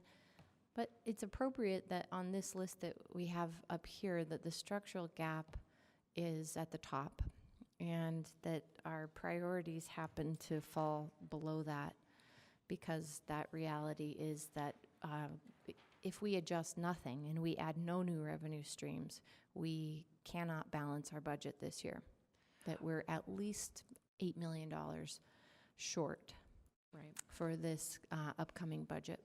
Right, and I think from a budget analyst perspective, it's also that because your priorities are important and because you want to find ways to accomplish them, you have to look at your available tools so that you know the tough decisions that are ahead of you in order to prioritize those important things. And that there are a limited number of tools to address those important things. And thank you. And that's why we're having this conversation in February and not in June when we have the budget in front of us. And that's also why we're collaborating with the administration starting in just about an hour to say we recognize this gap that we have. We recognize that public safety and streets are, I think I can speak for the council, foundational elements to a functioning city. And that to say that they aren't at the top of our priority list would not be true. So we have to have these conversations either now or be ready to suffer cuts in our budget, in our programs as a city, as in our departments as a city that I don't think we're willing to suffer. So council members, there's also the aspect of timing with some of these funding opportunities that we haven't talked about. Councilmember Johnston, did you want to jump in? Well, I agree, and I think one step back is some foundational principles we need to make sure we're all clear about. I mean, one of them, some of it's statutory. We can't run a deficit, right? Right. Because we could break the law, but then we'd have some other issues, right? But there's things that we sort of know, I guess, intrinsically, that we can't run a budget. I mean, a deficit on our annual budget. But we also have some discussions about basic stuff such as how comfortable are we with one-time funding? We may never talk about that. We just sort of say, all right, I feel less comfortable, but I put up with it every year because this is what we do. Or the reality is, at the end of the day, that's how we make it work. Similar thing about our fund balance. What are we comfortable with our fund balance, and how do we use it? What are our principles in using that fund balance, and when? I think those are sort of one step, maybe even before our policy and our our departmental budget stuff. That I don't know that we all are clear maybe with each other about, or ourselves, what we feel comfortable with. And that might be helpful as well as part of the discussions. May identifying some core things that we really have to be on board together with in some capacity as we move into those further discussions about specific budget items and areas and those kind of things. Thank you. Anybody else? So we have some funding tools on the table here. A property tax increase and additional sales tax option being the most flexible and applicable to the broadest number of needs that we are actually already facing with the structural gap that we have, but also to meet the priorities that we have so far not met to this council's satisfaction, specifically with streets and public safety, for my opinion. So council members, the reality though is balancing these financing opportunities with the impacts on our residents and businesses. So can we have a discussion around the funding tools that Jennifer's laid out for us, and our appetite to pursue conversations around the opportunities of a property tax or a sales tax option to fill this hole? What are you in the mood for? And to give a sense of magnitude, like order of magnitude, let's say you wanted to just wave a wand and fix all your needs with property tax, because you do have unilateral authority over that. Not that you would want to because of all the other things we talked about earlier, but to do 84 million in ongoing and 60 million in one time, it would be about $560 a year for an average home, and $4,000 a year for a $1 million commercial property, which is a lot. So I think that is kind of a gut check to say, okay, other tools are needed here.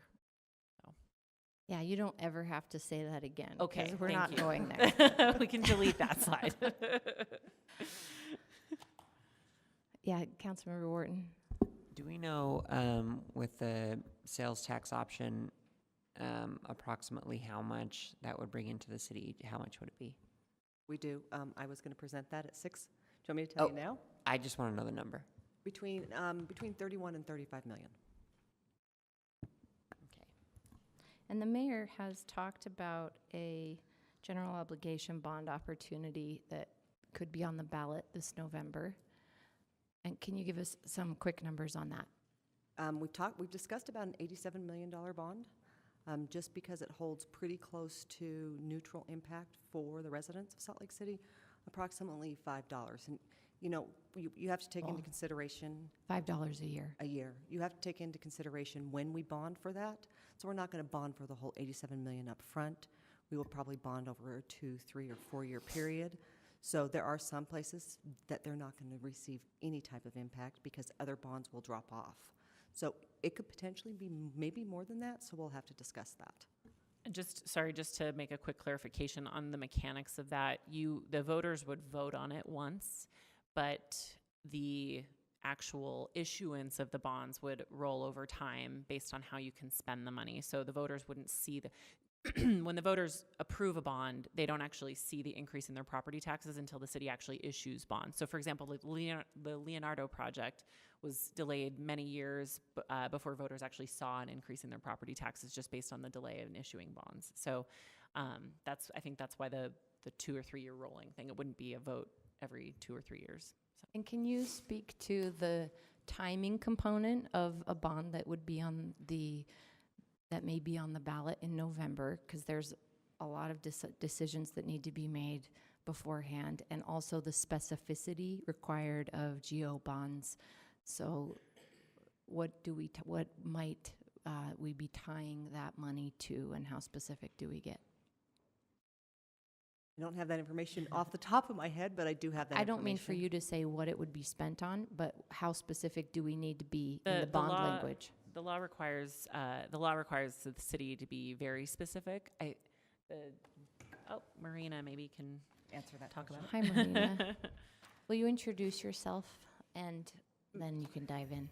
Marina Scott, City Treasurer. So if the city decides to go forward with the November election, we will have to, the deadline to submit a bond election resolution is August 22nd. So by August 22nd, the city will have to know what projects are going to go on the ballot and for how much. Is it 87? Is it less? Is it more? So that's the main deadline. And starting August 26th, then there is the whole schedule of things that have to happen between August 22nd and But at that point, it's election out of the council. Correct. Right. So our decision-making needs to be completed by August, Yes. essentially. Probably the deadline for the council would be about August 13th to And adopt the election resolution. so council members, to go to the pothole graphic, I know that these are not proportional because amounts haven't been decided and funding streams haven't really been decided, but the bond potential of 87 million over 20 years is not great, really, in terms of what is actually needed, even to just address streets, not even the $10 million or $8 million structural gap we're talking about. So it's a very small piece. Right, and I think it highlights the issue that we talked about earlier on, which is a bond is fundamentally a one-time funding source. So, in your presentation earlier on streets, what they told you is you need $20 million on an ongoing basis in perpetuity to keep your streets the way they are. And a bond will help, obviously it'll help make it so that maybe that pothole doesn't get worse yet, but it will not solve the whole problem long term. Because that's like an every year pothole. Sorry. Super optimistic. But it would kickstart your pothole. It would be better. Put some gravel in the It might bottom. not give you a flat tire. You're all so excited to have this discussion.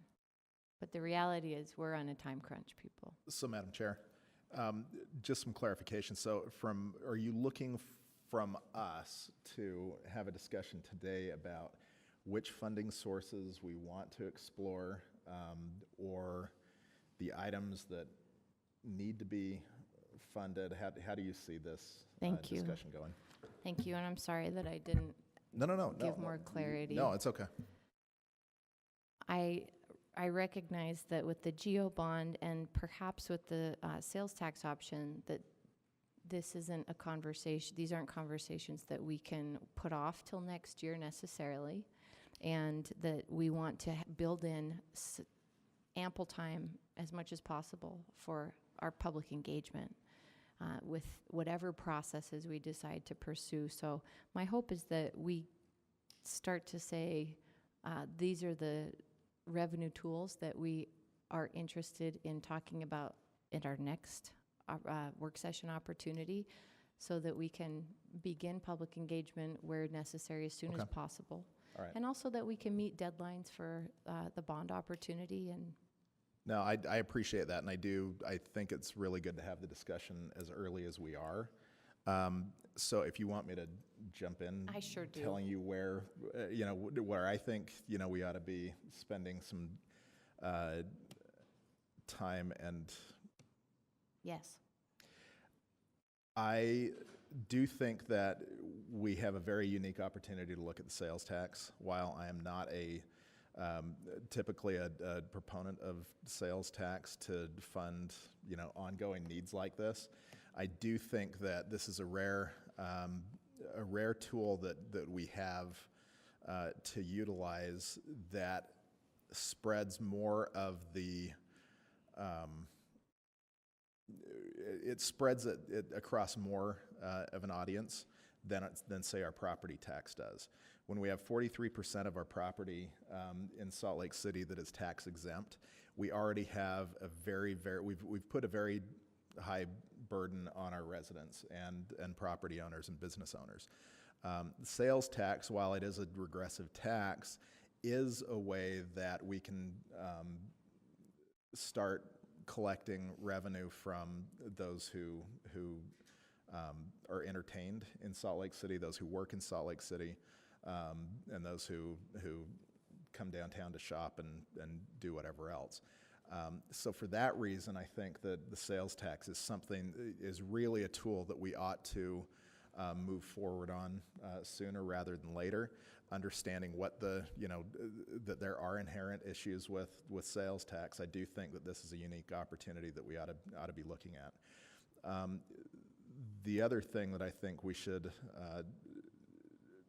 do is, look at as much as we possibly can is a transportation utility fee or some other kind of fee to get at exactly what I mentioned before. When we have as much property that is tax exempt in the city, I think that it's important that we don't just continue putting the burden on our residents. And so I think that is a discussion that we ought to continue to have.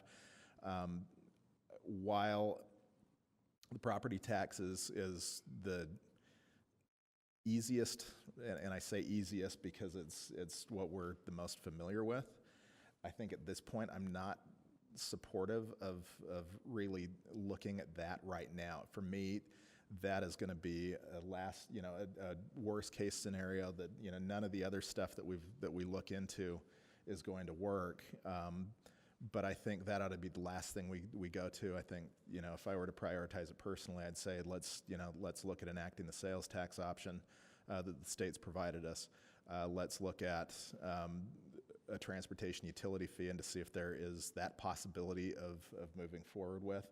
And then, and the GEO bond, I think we definitely, ought to put that on the ballot as well. But really the sales tax, the GEO bond are the two immediate funding sources that I would go to.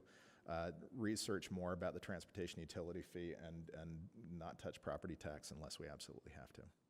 And if I could, Madam Chair, just on the timing of the sales tax issue, depending on what you guys want to use it for, especially if you want to use it in part to address that structural deficit going into next year, I think that bumps the timeline to even sooner than like the August timeframe, because it takes a few months, for lack of a better word, to kick in because of the process with the tax commission.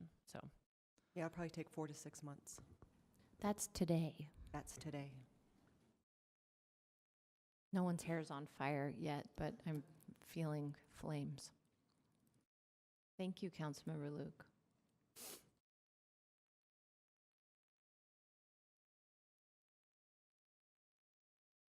Madam Chair, my hair is on fire actually. And it's already red, right? It's already gone to my beard, that's the problem. So if I say things, it's just because it's my beard, right? We have this tax and this opportunity for one reason, and that's the prison. And that prison was put in there for a mitigation tax. And for us to be moving forward, there's so many problems we have financially in the city. I look at golf. We talk about the GEO bond and, where we were with the GEO bond 2.5 years ago. And I just feel like here we are again. We have the opportunity to actually, if we go out to a GEO bond, look at golf, look at streets, look at public safety. But I don't know, Madam Chair, I just feel like without the administration to come forward with something, we really don't have much to work with. And for me to say that I'm all for a sales tax, I'm not, unless we're using it specifically for mitigation of the impacts of the West Side. That's what it was there for. That's what it was put in place for. So for me to move forward comfortably, we have to figure out how that's going to be done, how that's going to be used to mitigate on the West Side in order for us to move forward. And I know we hate talking about East and West, but here we are, the prison's on the West Side, it's going there, the sales tax is here because of the prison, And I think it's unfair for us to be discussing this without attacking that first aspect of the sales tax. Okay, I hear you, Councilmember Rogers. I think that there is some interpretation that as to the intended use of the sales tax option that you may be overlaying, and there's legislation that we can look at around the use capacity for that optional tax, right? And I don't believe that it actually requires that it's spent on the west side, but that was the impetus of the option of the tax, was the location of the prison. So here begin part of the discussions that are important that we're going to have around this. Yeah, Councilmember Luke, jump in. Councilmember Rogers, thank you for bringing that up. I do think that, while that is the reason that the tool was given, I don't know if it was necessarily for mitigation. I think that's up for discussion, which I think we can have.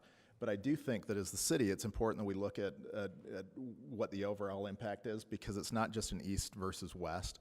On the east bench, we have the impact of the University of Utah, which is, while there are great benefits to having it, it's also an incredible traffic generator that has substantial impact on neighborhoods there, yet there's no way to really mitigate, there's no discussion about mitigating that issue. You have with the Capitol and the county complexes and everything else. I mean, there are things that need to be mitigated elsewhere that we do not have tools to use. And so I think that we have to look citywide at this. Yes, the prison is going on the west side, but there are still many other issues that have not been mitigated, or that we have not had resources to mitigate. And so I think that it's very fair to have that broader discussion about the citywide needs. Madam Chair, just to follow up to Charlie, I agree, Charlie, with you almost 100%, except for the fact U of U has transit going to it every direction. You have that mitigation that's already been done there, and we have something new, 4,000 people. We're picking up a city of Moab, putting it on the west side, and we're going to say there's not an impact to it? We know there is. We know that we're constantly doing things to improve the University of Utah. We're constantly doing those things, and now we're at the base of this discussion. We've got to have it. Councilmember Kitchen, and then Johnston. Thank you. Thank you. Well, I don't really know where to begin to throw out a big idea on how to fix this, but we obviously have some important tools. And I agree with you, Councilmember Rogers, in some sense. I think that when we talk about this sales tax option, we can't forget why we have that ability. And so I think, talking about what mitigation means to you might be a good place to start as the representative of this district. But to Charlie's point, we do have needs citywide, and our population doubles every single day. And this sales tax option is going to help us generate revenue from these visitors. And so I think that if we're generating revenue from primarily downtown off of the sales tax, we need to consider those needs as well.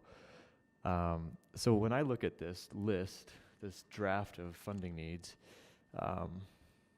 it's easy to be intimidated right off the bat, but in keeping in mind, east-west issues and some of the concerns, and then, neighborhoods that may have been neglected over the years, one thing that I would personally like to see us utilize this sales tax for, among other things, but primarily I'd love to see it go toward our frequent transit network. The City Council just passed last December our first ever transit master plan, and I think that we have an opportunity to pull the trigger on the sales tax and get something really great out of it. When we're talking transit, this impacts the entire city, not just the west side, not just the east side, not just one neighborhood or another, but it helps us achieve some of our larger philosophical goals of getting people out of their car, providing frequent transit bus service to every resident within a quarter-mile walking distance. It helps us, move toward a more walkable urban community. And so I think that in some sense, we can look at the Transit Master Plan as a mitigation effort, as well as connecting east side and west side. So I know that this is an ongoing conversation, but I think that when you look at some of these needs that are mapped out here, they could be looked at through the lens of west side mitigation in some sense. So.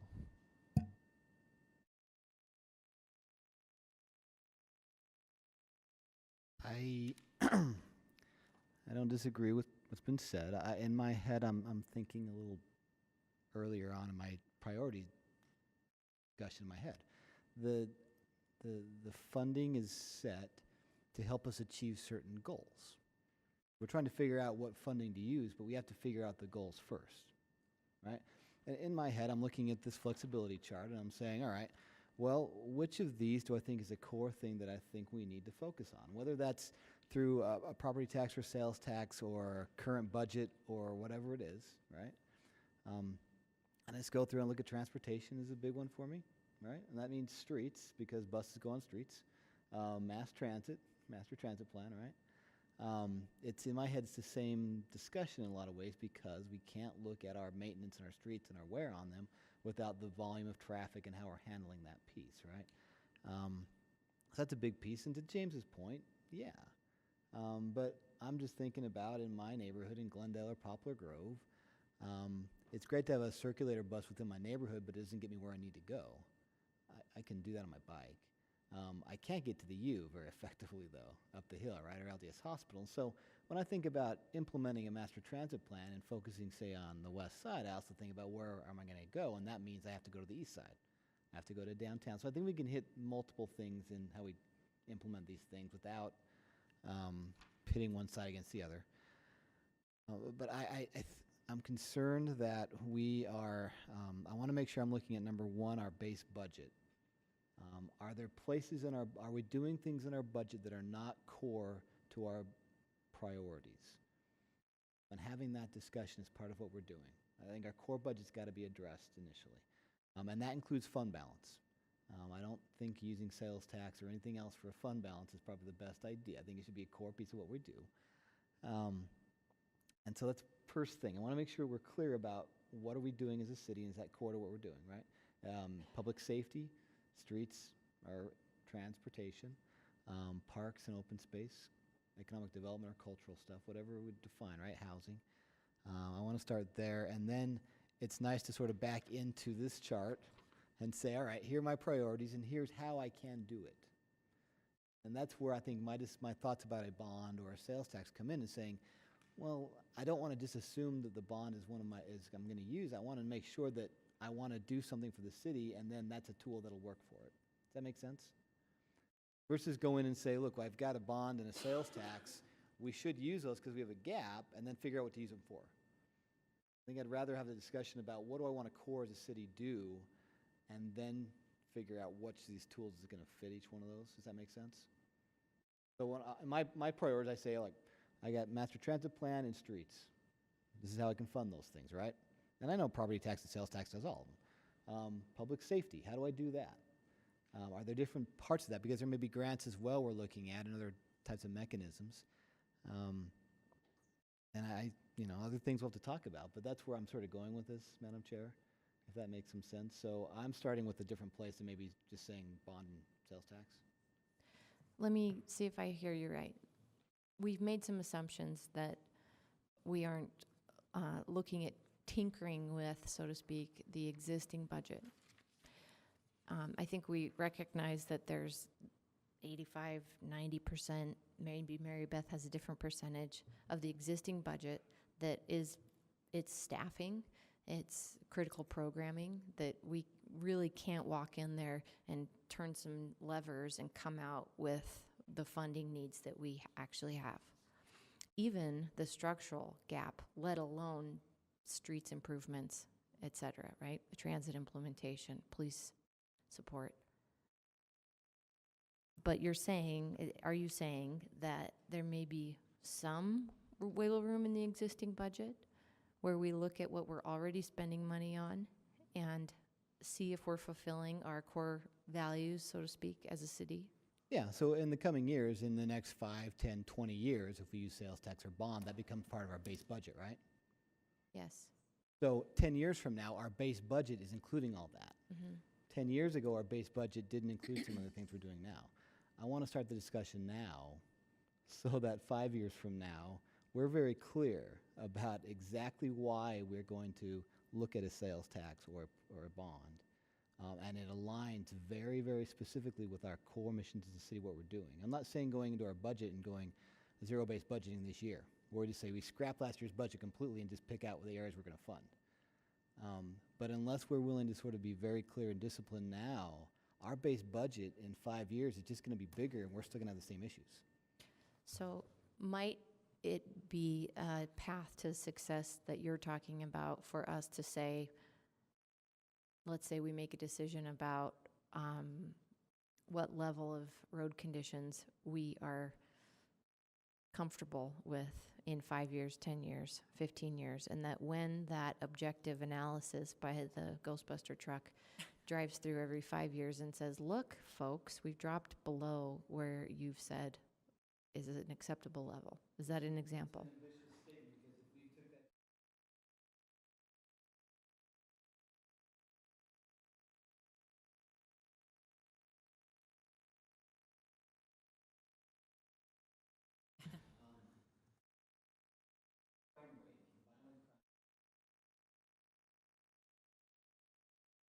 Is your mic on?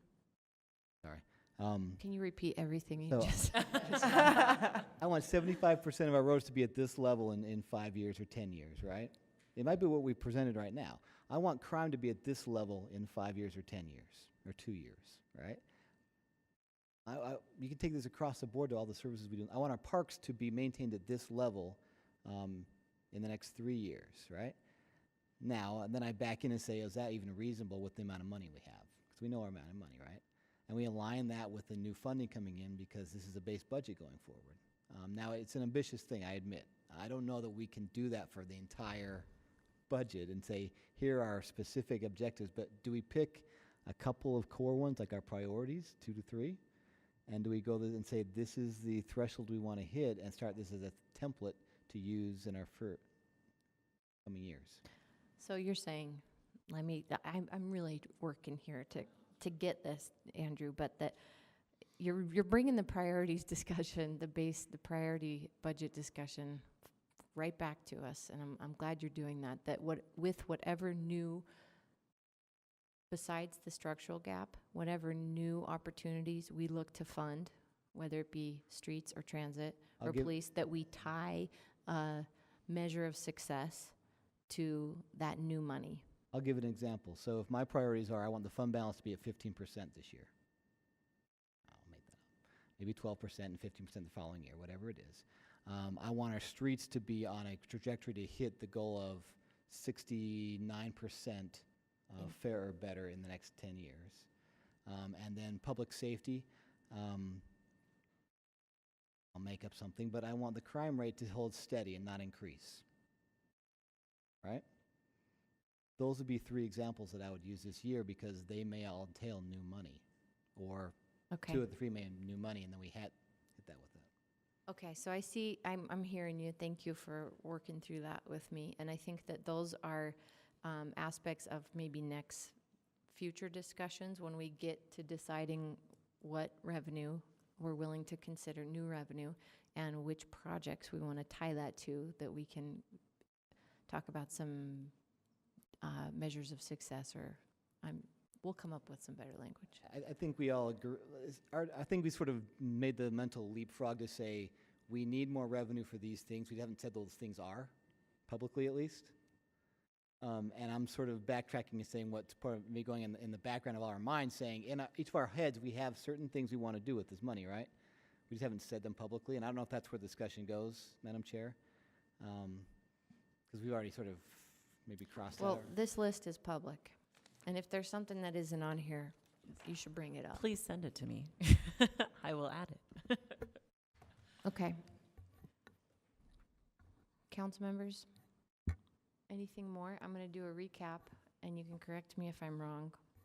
But I heard Councilmember Luke say that the sales tax and the GO bond would be #1 priorities for future consideration, for next discussion rather, and a transportation utility fee should be part of our exploration.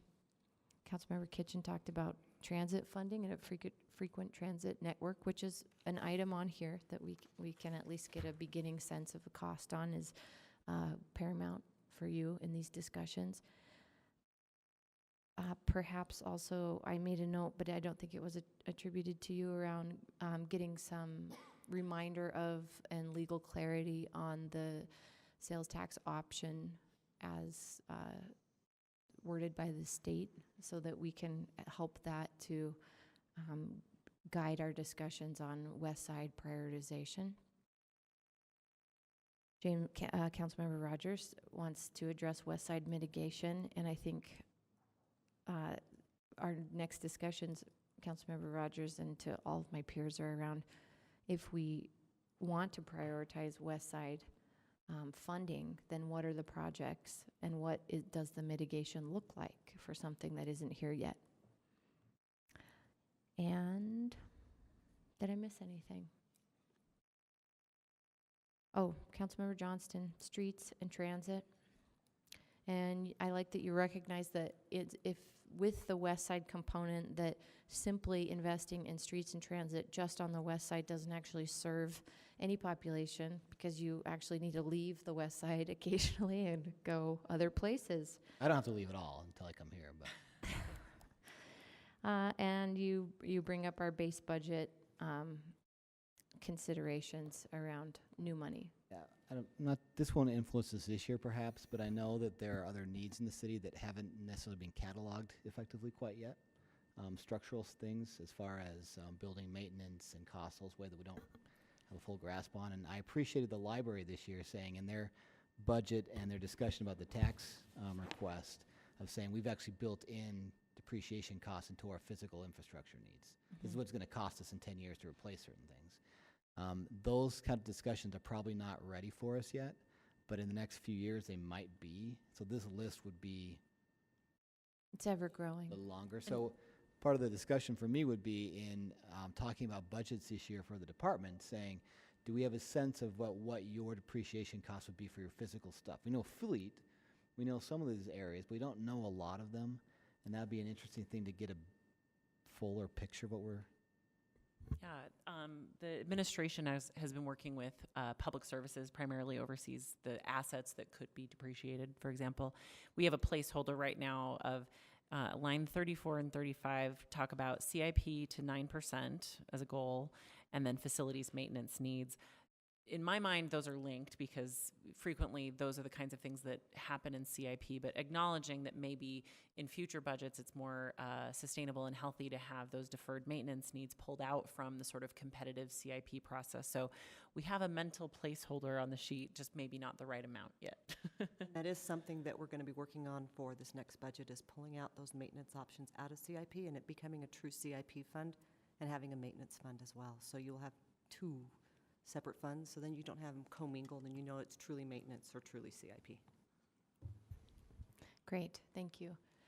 With that, I think we're gonna take a dinner break and come back at 7 o'clock. I'd like to start right on time, 7 o'clock, for our discussion on the budget with the mayor. So the money continues, and I think we'll have even more discussion around what our gaps are and what willingness we have around new revenue. We're going to pull item 7, our Northwest Quadrant and Global Trade Port follow-up. That was tentative on there. And we'll finish up hopefully around 8:15 or 8:30. So we'll take a break now till 7 o'clock.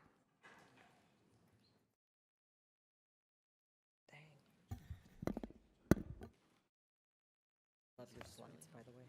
Oh, good. If I had had time or half a brain, I would have sent them to you guys instead. No, I love them. I looked at them last week and I was like, those are awesome. somehow. So, yeah. Please edit away because I have a feeling we'll be. It's a lot better than just taking public pages. budget. We just shove things that we think. I don't know about that. We're like, let's do that for an incoming. I had to have something quick.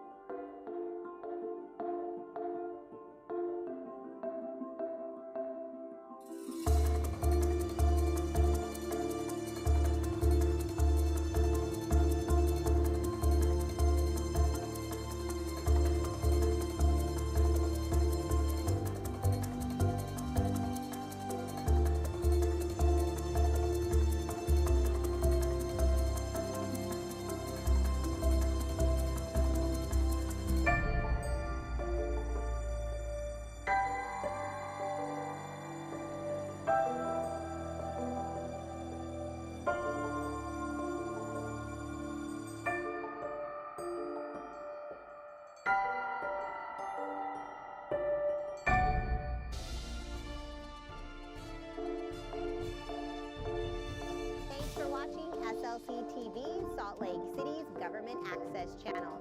Today I'm at the University of Utah, the state's flagship institution for higher education. Founded in 1850, the university serves over 31,000 students from around the United States and the world. Tying in with this week's episode of Capital City News, we hear from Angela Doan, Salt Lake City Mayor Jackie Wiskowski's Senior Advisor for Education. And our History Minute this week is about Salt Lake's first judo championship. Let's get started with our legislative update and look back.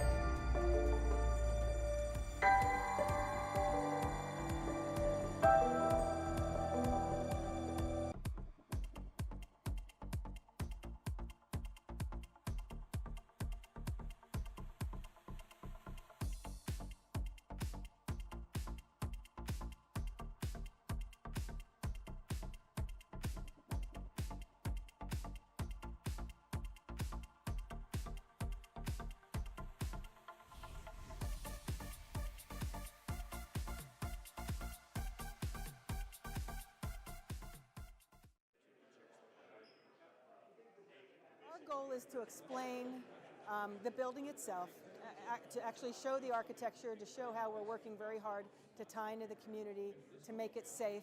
And then we're mostly addressing their questions and concerns that are really the same questions. We know, how is the building going to interact with the community? What type of safety features have taken place so that the community members understand why this is different than the shelters that they see now, and how the community can be engaged with the process. There's a 45-day public process during which we send notice to the community and we start our community engagement. We can't schedule a public hearing during that time, and that process will end in early February. After that, we'll be looking at taking it to a work session with the Planning Commission on February 14th to talk with the Planning Commission about the application and some of the concerns and what we've been hearing about with the application. Both the regular conditional use criteria and the new homeless resource qualifying provisions or zoning regulations are there to address the concerns of the community, to get that input and see what can we do to make this facility fit better and mitigate some of those potential concerns and impacts. All of this information, all the documentations that we're showing now are on Salt Lake City's website. They are also on Shelter the Homeless website. So between those two entities, there's a lot of contact information, how to reach out, how to meet with the city, how to meet with Shelter the Homeless, how to reach out to the architect.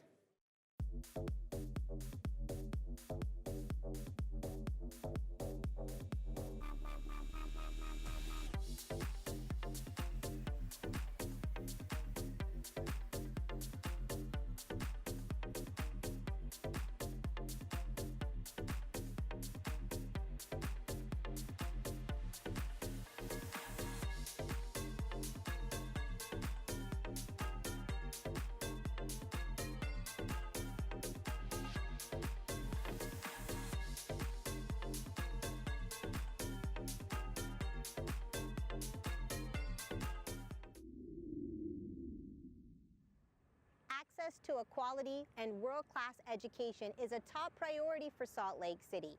Angela Doan, the mayor's senior advisor on education, is here to share her plans for educational success in the city. So here in Salt Lake City, the Salt Lake City School District serves a minority-majority school district. So about 52% of their school district are minority students, and we have a large ELL population. And so it's trying to think about how do we support that kind of diversity within classrooms so that everyone has success in school. So Salt Lake City and the Salt Lake City School District are coterminous, so that means that they share the same boundaries, but we don't actually share the same governance. Salt Lake City School District is ran by the superintendent and the school board, and whereas the city has the mayor and the city council. So we're looking at ways that we could collaborate, partner, and expand the kind of things that are happening in our city already for education. The mayor's vision for the city is a city for everyone, and if you want everyone to be included in the city and be successful in the city, one of the first things is making sure that education is accessible to everyone. So what motivates me every day is thinking about opportunity gaps and educational equity in the city. I was a child of refugee parents, born on the West Side, and I think my academic and professional success is always celebrated as an outlier, But Salt Lake City and the Salt Lake City School District has what it takes to make this a norm. Everyone should have success and have the academic and professional success that I have and so many of my fellow colleagues and stuff have as well in our city. In my role and capacity, I play the role of convener and facilitator, helping with the greater institutions within our city. So we're looking at the school district, higher ed institutions, non-profit organizations, and any other entity that really wants to partner and create educational equity. Right? So my first goal is really thinking about how do I partner with everyone? How do I make sure that the voices are heard? And then the things I'm really focused on is the school to prison pipeline and early childhood education. The school to prison pipeline is a national trend where students are being pushed away from the school system into the prison system through the juvenile justice system or the criminal justice system. And that happens indirectly through suspensions and expulsions at schools or directly through citations and arrests through police officers. Suspensions and expulsions are really important because research shows that if you are suspended, you are 3 times more likely by 10th grade to drop out. And if you drop out, you're 3 times more likely to become incarcerated later in life. Utah is one of a dozen states that has a law on the books regarding school resource officers and contracts. Thanks to Representative Sandra Hollins, we have a state law that requires that contracts between school districts and local law enforcement talks about training, the rights of a school is to ensure that we are not just consistent with the law, but that we are consistent with the intent of the law. Early childhood education is the second thing that we'll focus on at the city because we know that if we support students earlier on in education, we provide less remedial supports later on in their educational settings. Utah is one of 9 states that does not provide for pre-K services at the state level. So it takes a lot of local effort to think about how do we support kids so that any child that wants pre-K services does not end up on a wait list or is denied services. So if you're interested in learning more about the school to prison pipeline or early childhood education or anything that the mayor is doing in regards to education, feel free to contact me. I'm more than happy to sit down and talk to you and discuss what's going on in our city and what our goals and priorities are. And now it's time for a History Minute. When the original Olympic delegation from Salt Lake City returned home from Rome in their unsuccessful bid to gain the 1972 Olympics, IOC officials told them that part of their decision was that Salt Lake City had no experience hosting international sporting events. To that end, the committee looked around for any international sporting event they could get their hands on and ended up nabbing the 5th World Judo Championships for Salt Lake City to host in 1967. The committee became a sponsor of the event and provided transportation, room, and board for more than 200 contestants and officials from 29 countries. The tournament took place at the Einar Nielsen Fieldhouse at the University of Utah. A torch run was organized from Ensign Peak to the event itself. Main Street was renamed the Avenue of Nations and an official parade was held. There was no denying the fact that this was being used as a proving grounds for the Olympics. While the event was successful for those reasons, the Utahns of 1967 weren't terribly interested in judo and the tournament didn't draw large crowds. But it put Salt Lake on the map as a city that could handle international sporting events. Well, there you have it. Thanks for joining us for another episode of Capital City News. Salt Lake City congratulates the first female president of the University of Utah, Dr. Ruth Watkins. I'm Poonam Kumar, and I'm signing off from the U.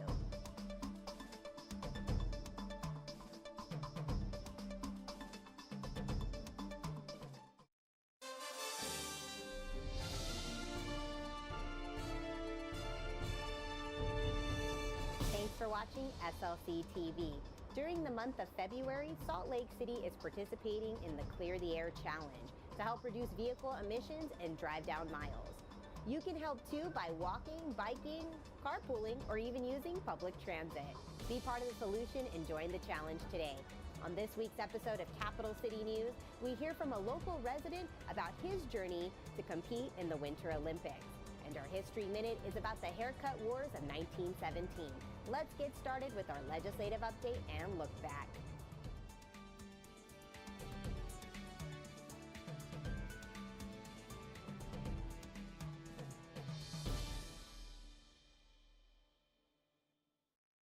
The state of the city is strong. A little more than 2 years ago, my team and I walked into City Hall with a vision for building a city for everyone. Salt Lake City's creation of the Department of Economic Development has been a tremendous change to the city's approach. The department is engaged, and its cutting-edge ideas have benefited the region and the state. Affordable housing is about finding a place to build a life in Salt Lake City, a place to start a family, a place to invest in their future, and a place to grow old. It is from the mindset that we created Growing SLC, a 5-year housing plan to address our city's crisis, both in the short and long term. When I was at the U.S. Conference of Mayors last week, the top concerns were how to strategically address the issues of affordable housing, transit, public safety, and infrastructure amidst the lack of any meaningful federal action. For the past 2 years, I have seen the opportunities lying beyond our problems. With that vision, we have forged a path to truly build a city for everyone. Salt Lake City is ready, willing, and able to host the games again, and we're very excited about that opportunity.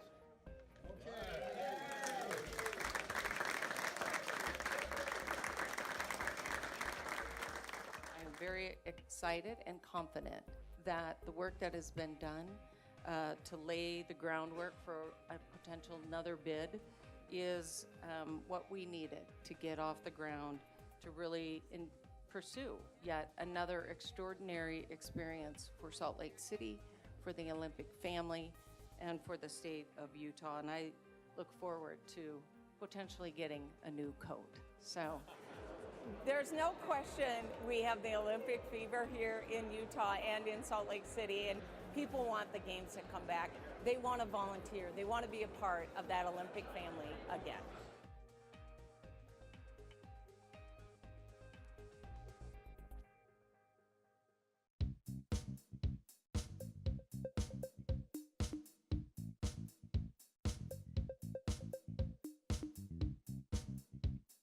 Thank you to Broadway Media for stepping up and partnering to keep this legendary part of Salt Lake City's art scene going.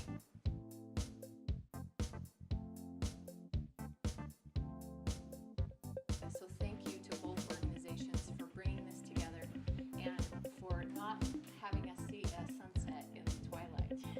So tonight I say rock on, and we'll see you at Dallas.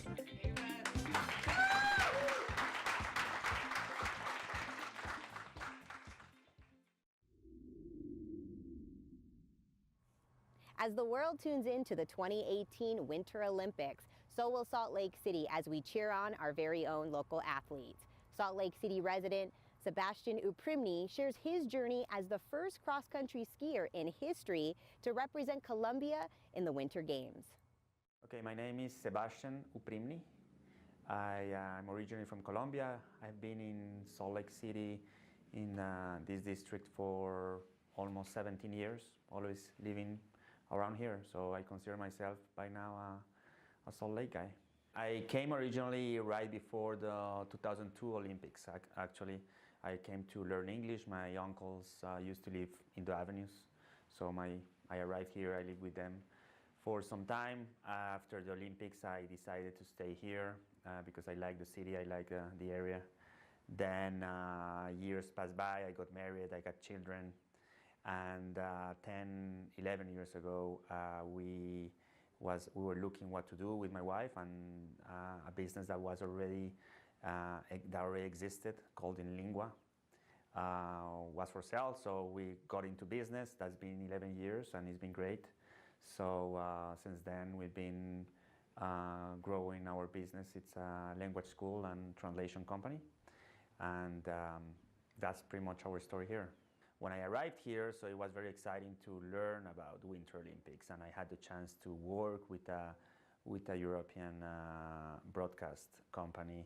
I was their guide here, so I had an amazing experience. And at that point, I realized that it would be really nice to represent my home country in the Winter Olympics. 4 years ago, I went to Sochi with Colombia as a representative, and at that point, I came back and I said, well, I think I got a last shot for 2018. So Yes, I was introduced to Winter Olympics in 2002, but and it was a process that took some years until now I'll be able to represent Colombia.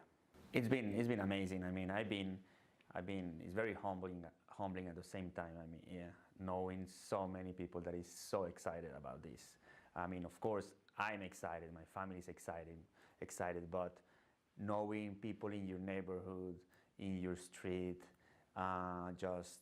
just people that you live with that is so excited about someone, a regular person going to the Olympics. I think that's what it's more exciting for everybody, like an entrepreneur, a family person, and on top of that, an Olympian is kind of that's the story that the people likes. And we had 2 days ago in one of our friends' business at Nono's Pizza, we had like a getaway gathering, and it was more than, I don't know, maybe 70 people from my cross-country community, from my kids' school community, from my neighborhood community, everybody from District 5, but everybody's so excited about having someone like me going to the Olympics. So it's been great.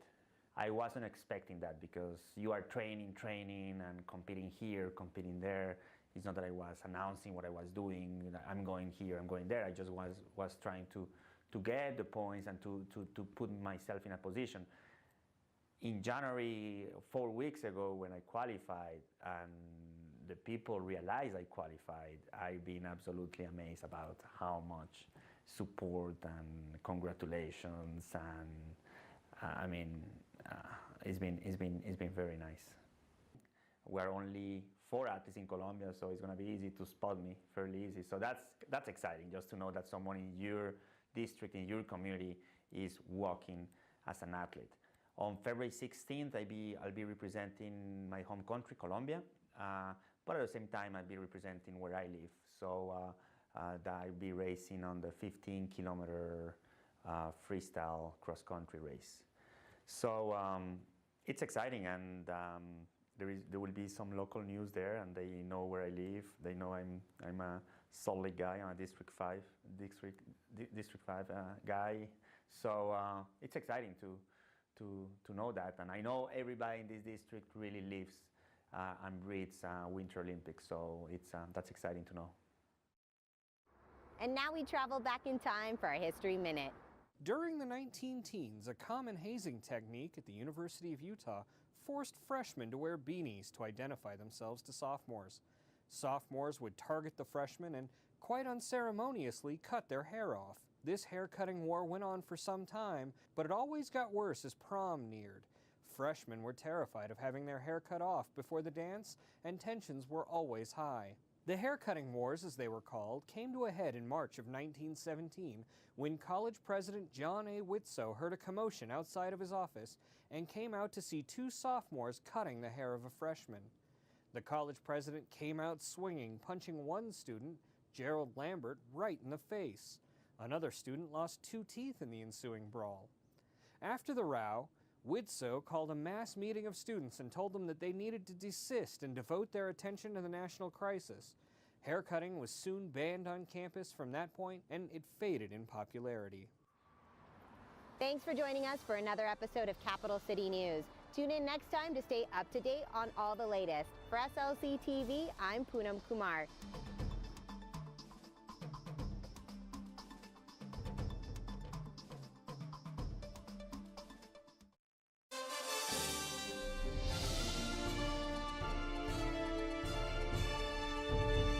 Thanks for watching SLC TV, Salt Lake City's Government Access Channel. Today I'm outside the Utah State Capitol, home to the Utah legislative session beginning January 22nd and goes until March 8th. For this week's episode of Capital City News, we hear from Moana Uluave Hafoka about the Salt Lake City Mayor's Office of Diversity and Human Rights. And our History Minute is about the Environmental Protection Agency and city sidewalks. Let's get started with our legislative update and look back.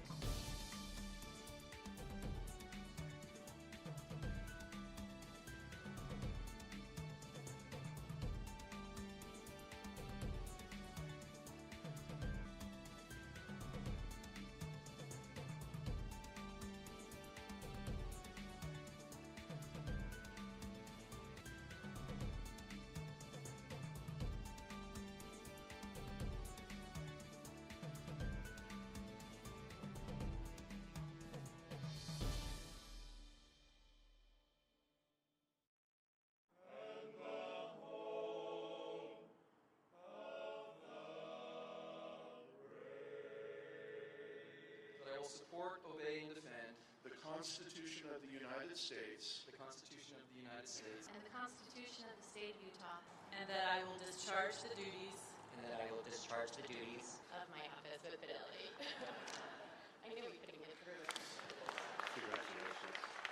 They are totally committed to the neighbors and residents they serve. They are deliberate, thoughtful, and passionate. And they are kind and caring, and they have great empathy.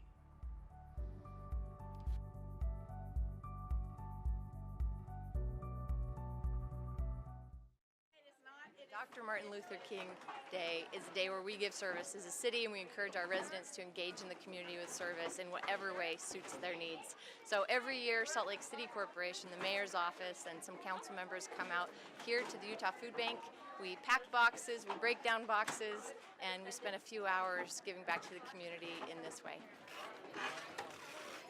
For us, Martin Luther King wasn't just about race and ethnicity. He was about all people. He was about hunger. He was about housing. He was about making sure that everybody had a place at the table. So I'm going to turn my time over to Mayor Viscuski, and I appreciate her continuing this tradition. You know, Dr. King was a real hero of mine. He was somebody who really understood that we are in this together. When you come together to do good for anyone else, then our differences and the boundaries that may normally exist dissolve.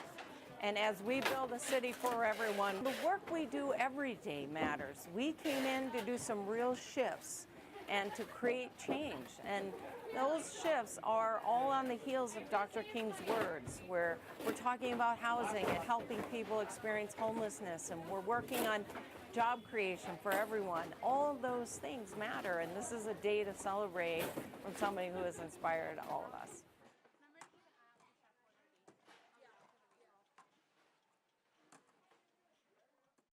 About 6 people die every week in Utah from opioids overdose, making our state the 7th highest in the nation for overdose deaths. We can change that. Salt Lake City Fire Department is providing leave-on-scene naloxone kits to help in the case of an overdose. First thing you want to do is recognize the signs and symptoms of an overdose. Difficulty breathing. You can't arouse them by shaking or calling their name. First thing you want to do is call 911. Then you go and get your kit. You're going to pull out the vials of naloxone and the syringes. Take the cap off of the vial, insert the syringe, pull back to draw out the liquid. Inject the liquid into a large muscle group, shoulder or thigh. The drug can take 3 to 5 minutes to work. After 3 minutes, if the person is not responding, go ahead and give the second dose. In the meantime, Salt Lake City Fire Department will be responding, and we'll take over patient care as soon as we arrive. Fire Department? Yeah. Hi. As you can see from the previous example, it can be that easy to assist in saving the life of a family member or loved one.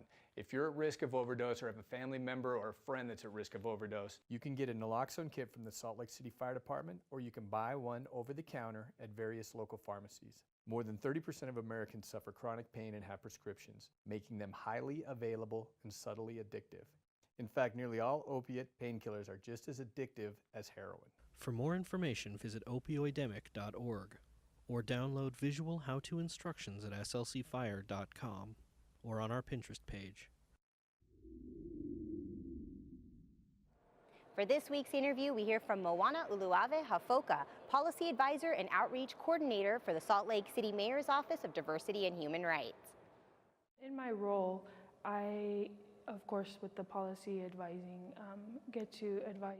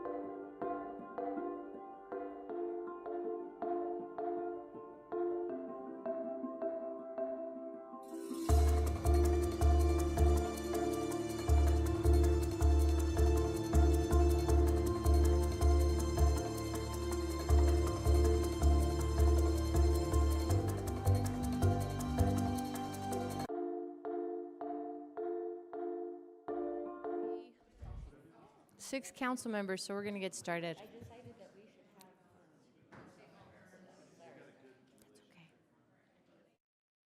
Oh, how are you? How's it going? Good. I'm like, don't make me sit here all by myself. Hello, come on up. I put the slides. John, if you're coming up, you're not going to be quiet this time. John? You're going to chime in here. Hear that? goal is to never speak. Oh. And you go sit in the don't think back, so. man. I'll get you a flower one. I got hers for her. Your goal All is right. to provide the 1, 2, 3, details. 4, 5, 6, 7. At home. We'll Hey, get don't take my Councilmember Wharton stuff. here. I'm sorry. Mayor, thank you for joining us. No, I I gotta keep an eye on these people. I took her PowerPoint happens presentation. the later we go, the goofier Right. the meeting gets. But I'll remind Goodness. everyone that we're on channel 17 right now. All right. Wow. And thank you for joining us for what is unprecedented in at least, I think, the last decade of the mayor and the council coming together before budget is all put together and talking about opportunities, needs, and priorities. And that's our aim today. So I want to thank my council peers for the discussions we've had so far on the funding needs, on funding opportunities, and what our priorities might be. But I want to, for sake of Charlie being able to watch some Olympics tonight, we're going to leave some of our priorities vying off the table for the moment. Not that those priorities aren't going to come into the discussion, but Sure. we can get to the debating what gets funded after we decide what kind of money we need and what kind of opportunities we're willing to take on. So Okay. that's the purpose of our discussion here, is to hopefully get some clarity from Mary Beth and company on what kind of a structural gap we are going to be facing in this upcoming budget. And then we can talk more about our financing tools. And you have, in your State of the City and prior to that, talked about geo bond opportunity and sales tax opportunity. So let's do some of that tonight. Okay. Okay, so thank you for doing this. This is so great, and I think it will be very helpful to us.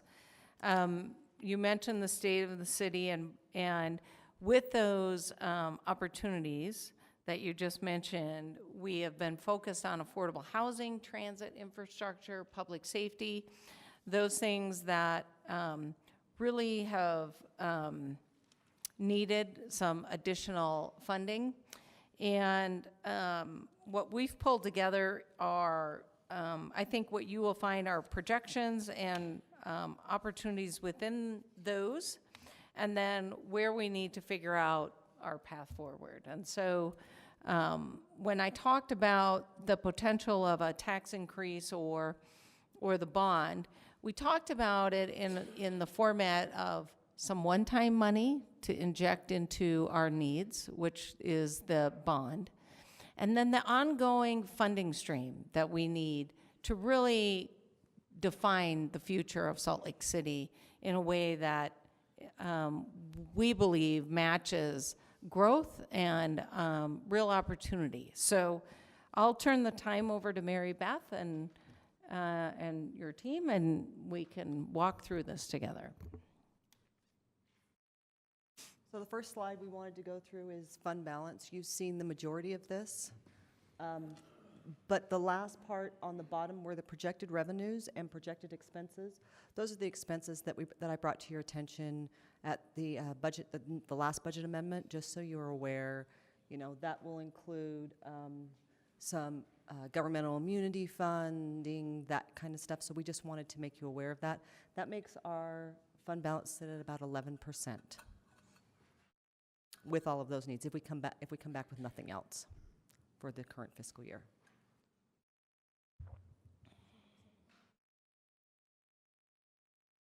Lisa's going to talk about the revenue projections for current year.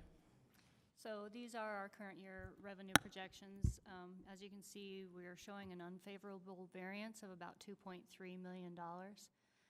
Just to quickly go through the major categories and some of the reasons behind those, we're projecting a $500,000 favorable variance in property taxes We're seeing our actuals come in higher than we expected, so we're thinking that will continue. Sales and use tax, same thing. Our sales taxes are coming in above budget with a little offset by Questar Energy sales tax, which is coming in slightly below. Our franchise taxes are coming in a little bit below budget, so we're projecting to see those be down under budget a little bit. Pilot is flat. The licenses and taxes, we're seeing our building permit revenue coming in a little bit below budget. Business licensing revenue is a little bit low. We're seeing those exempted home ocs now playing a part in our revenues. The intergovernmental, this is a prior year accrual that was posted and is now being reversed in this fiscal year, so we're seeing the impact of that. Yes? Will you pull that mic up to Oh, you? sorry. Better? Thanks. So the interest income, we're projecting that to be above budget. We're seeing a little bit of increase in interest rates right now. On the total fines and forfeitures, parking ticket revenue is down right now. We've have a lot of enforcement officers that those positions are vacant right now, and so we're seeing those parking tickets not being issued. Parking meters is we kind of see those two go hand in hand. If we're not enforcing, people choose not to pay. So we're watching that in line with the enforcement revenue. Charges and services, just a little below budget because of some cemetery projections. The miscellaneous revenue, fuel reimbursement seems to be coming in a little higher than budgeted. And then the rest of those items are flat. Councilmember Wharton? On the, sorry, where'd it go? License and permits, you said that was down because more people are doing home office. Is that right? In part, yeah, we are seeing a little impact of that. Those exempted, they've exempted the home occupied licenses now, so we're having some impact. Most of that is from permits. Okay. So even though, well, okay, thanks. So that's based on a state statute that passed last year, Chris, exempting people that did not have any type of traffic or impact to the city. Okay. We exempt them from a home occ license. So they can come in, they fill out a form, and then they become exempt from that base fee. So that's where that's coming from. Okay, I was wondering why, like, it would changed more rapidly, but the change in law makes sense. Change Thank in you. law.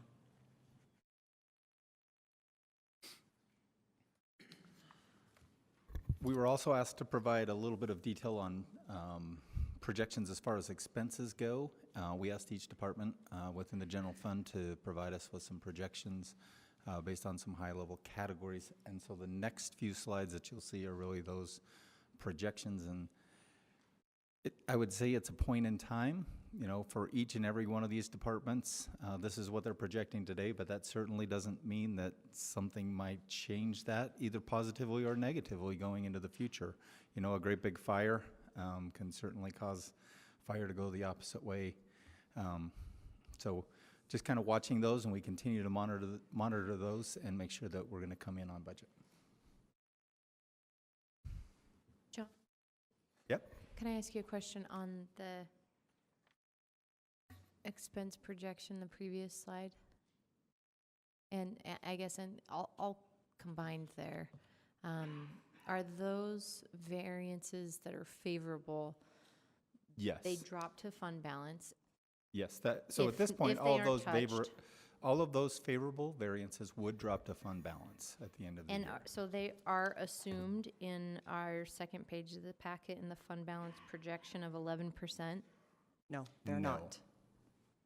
They're not at this point in time because they could spend those at any point in time, and you want your fund balance to be what is actually occurring right now, not necessarily what is projected, especially when it pertains to expenditures. But keep it in mind that it is $3.9 million that could potentially drop to fund balance. And while that is true, because the departments have the authority given by you to spend those funds, we're hesitant to actually make a statement that those funds will be available.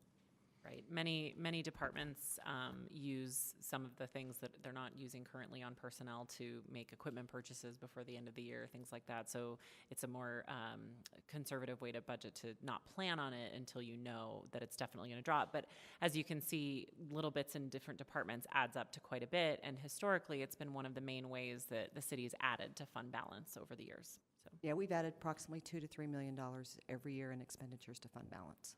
I mean, if you backed up to the slide where we showed fund balance at the end of last year at 17%, that has a big to do because of those funds that were not spent. Now, some of those funds aren't actually out the door, but they are obligated. And so when you go to the next column, there's a 15% figure that kind of shows you what those funds are that are obligated. Okay, thank you.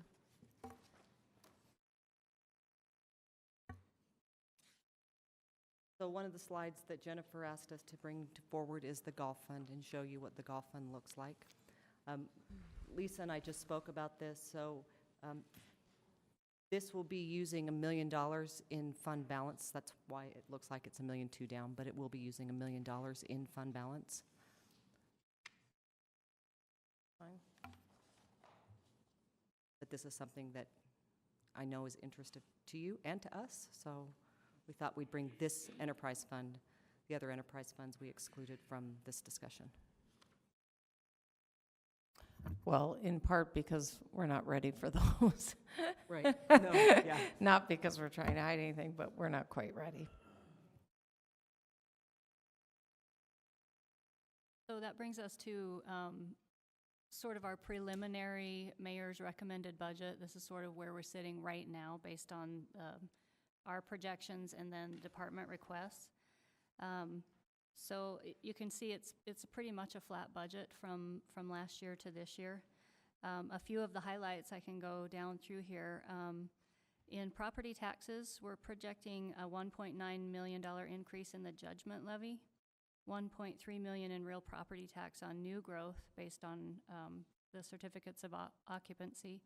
A little bit of a reduction in the RDA holdback, $1.34 million. And then we're going to remove a one-time transfer of RDA. In sales and use tax, we're projecting a 5.8% increase in sales tax. There's a little bit of a decrease in Questar sales tax. The franchise tax area, telecom revenue has been declining about 4.9% for many years, and we're starting to realize that trend is going to continue, so we're adjusting the budgets for those. Pilot is a little higher because of increases in water, sewer, and stormwater rates. In licenses and permits, last year the airport had permits of about $1.8 million. That was pretty much one-time money, so we're reducing the budget to make up for that. In intergovernmental, there's a little bit of a decrease in utility reimbursements, but we will see a direct offsetting expenditure reduction for those. Again, interest income, we're projecting to be a little higher than FY18 as interest rates are increasing. Fines and forfeitures, we're expecting to see an increase in moving violations, although that's probably going to be offset by us trying to make up for some of this parking revenue. Parking meters, there is a decrease in bagged meter demand, so we've adjusted the budget for that. In charges and services, we're seeing a decrease in field reservations and some parking. We've got a few land lease and facility rentals contracts that are being renegotiated, so we've adjusted for those. In that miscellaneous revenue area, there's been an increase in police and fire reimbursements for special events and a decrease in fuel and other reimbursements, but we expect to see an offset in expenditures for those as well.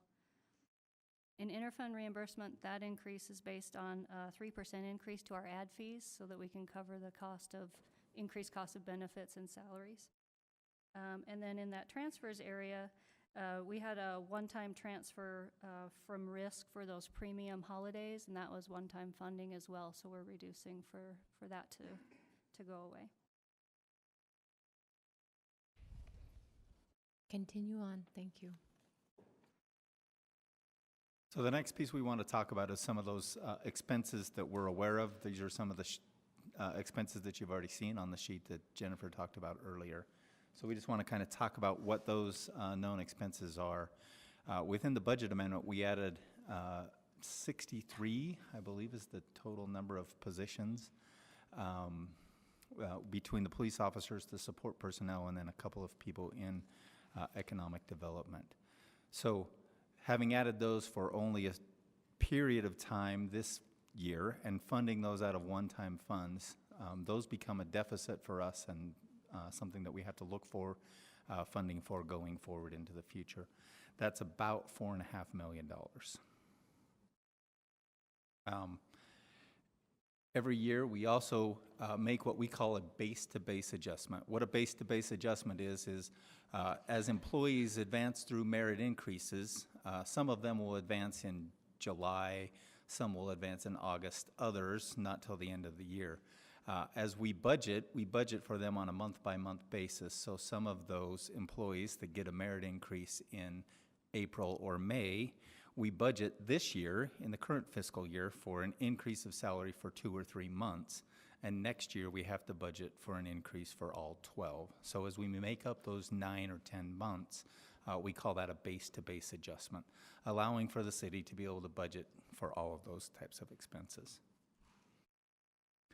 And so you can see that adds up. It's about $600,000 base-to-base for the general fund, and then an additional $1.3 million for the other funds within the city.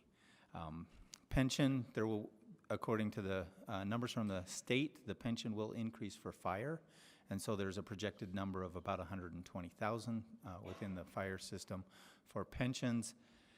Insurance is going to be about a 7% increase. At that, that's about $1.2 million for the general funds cost, and an additional almost $800,000 for other funds. Merit increases are those increases that are contractually obligated. Each of those contracts is written so that if it says if funding is available, we like to show you exactly what funding needs to be available to meet those contractual obligations from past years. And so that number is the $500,000. Nope, sorry, wrong line. I can't read my own spreadsheet. That is the $550,000 line in the general fund, with some additional costs in some of those other funds that have merit employees as well. Salary increases is always something that is up for debate, but certainly something that the mayor has listed as one of her priorities.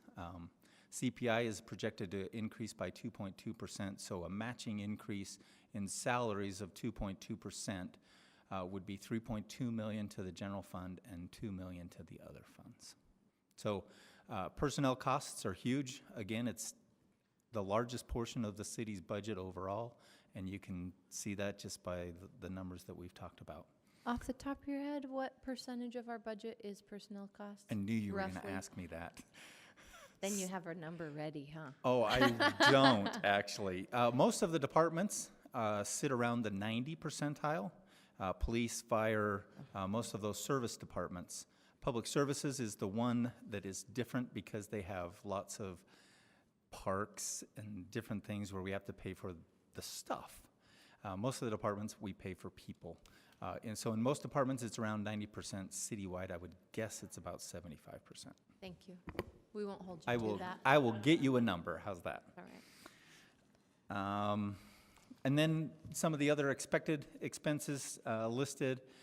We have, it's not listed on that slide, but we talked about those decreasing revenues that were projected in the other slides, so we need to be able to make up those revenue pieces as well. The prosecutor's office is going to be about $500,000, assuming that passes in the budget amendment that's before you. Governmental immunity is going to have some increased costs next year. A couple that I don't have listed there that I've been able to conjure up, either from Jennifer's spreadsheet or from other things. Cultural core, we took away $250,000 in spending this year that we will have to reinstate next year, and then the COPS grant will expire and we have to pay the full price of all those officers. Councilmember Wharton? The $508,000 for the prosecutor's office. What's that for?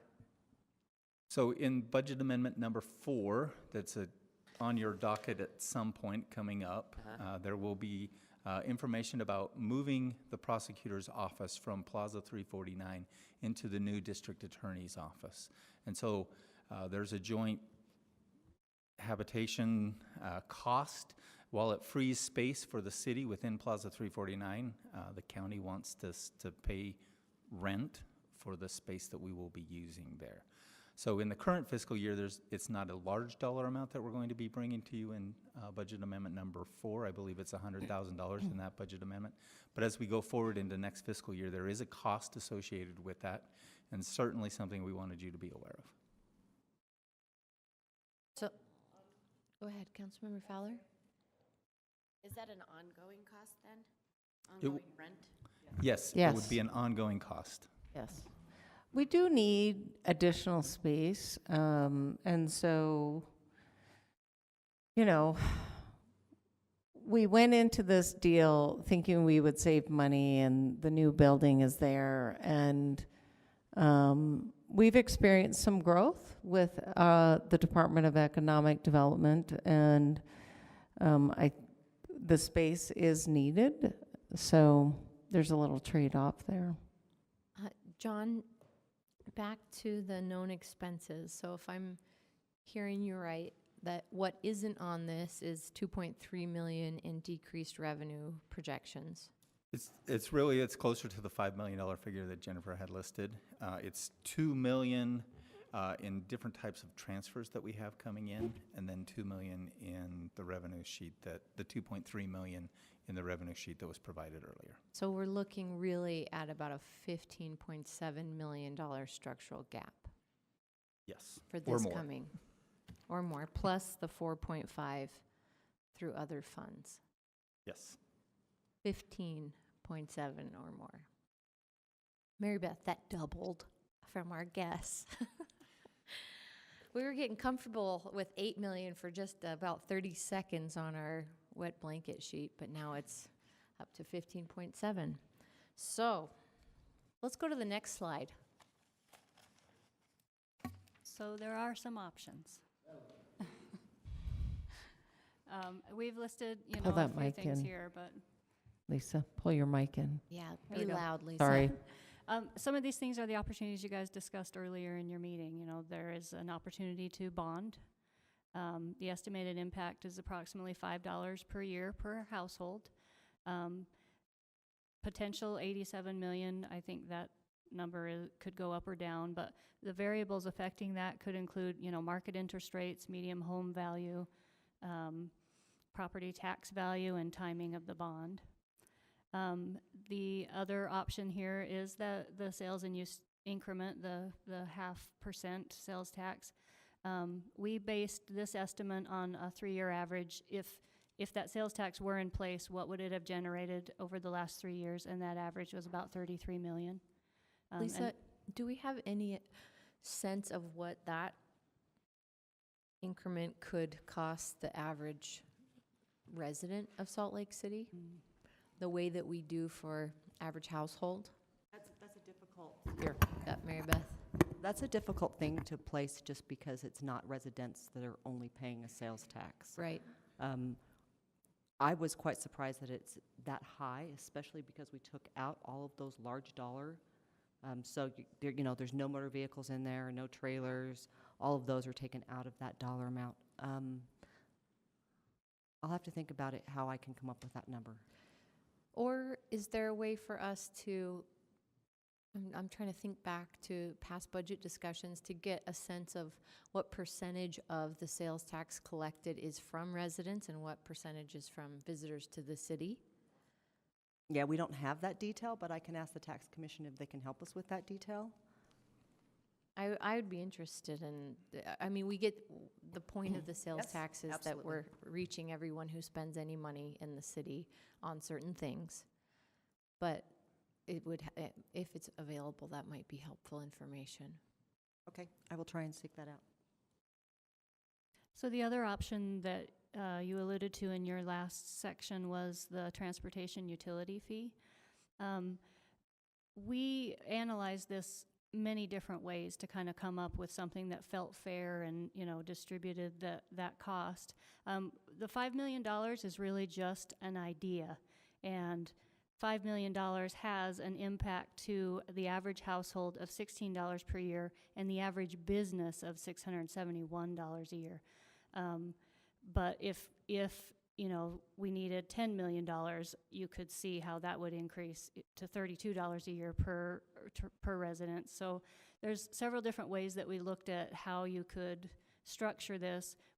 Our basis is on the Provo model, but we looked at several different ways, and I promised Jennifer that I would send her our analysis so that she could see all the options that we kind of came up with, so that you could look at those and see if those are interesting to you. The other thing that we've thrown out here, you alluded also to a property tax increase, a property tax stabilization, about $5 per year per household. And this is a way to realize the new growth that we're capturing in our actuals, but that we won't see in our budgeted property tax numbers. Does that make sense to you? Yeah. Mayor, what do you think about these last two options of the TUF and the property tax stabilization? Those aren't ones that I've heard you talk about. No, and I haven't, in part because the state is working on a potential statewide TUF. And we talked about that in our transportation task force over the year. I think you'll see a pilot project come forward in 2018, and then probably in 2019 session, you may see some sort of legislation on this issue. And then on the stabilization, I don't have heartache over it. I mean, if we chose to do that, I wouldn't push back on that. So one of the things that on the stabilization, we are going through the personal property tax like we did last year, unbeknownst to us that we weren't going to get the new growth for personal property. We will go through and know that exact number of what we should have gotten had we received new growth, and then anything above and beyond that would be just for stabilization of real property tax, not so much personal property new growth. Thank you. So I have your percentage, 70%. Is outside. Is personnel versus total cost. Oh, man, I thought you were breaking out sales tax already for me. No, I didn't get that one done, but I did get the percentage done for the other one. So 70% of our existing budget is personnel costs. Correct. Then there's a whole bunch of things we own that we have to take care of. And then there's the programs and the work that the employees do, which is... That is correct. A whole other sector, okay. Pensions. Council members, this is some really helpful information of the reality of what the administration is walking into budget planning season, needing to balance. Yeah. Millions of dollars of potential revenue options that take us working together in order to advance. Yeah. You know, we did some big things that weren't fully anticipated in the original budget, and that was the full cost of Operation Rio Grande, not really being able to project what that would be. And then adding the additional officers was another big piece. So things that we all felt were important and would serve the community well, and now we have to figure it out. Mm-hmm. Yeah. So council members, what revenue options are we interested in looking at as we face the fact of about $16 million structural gap that must be balanced in June, by June? What do we want to talk about?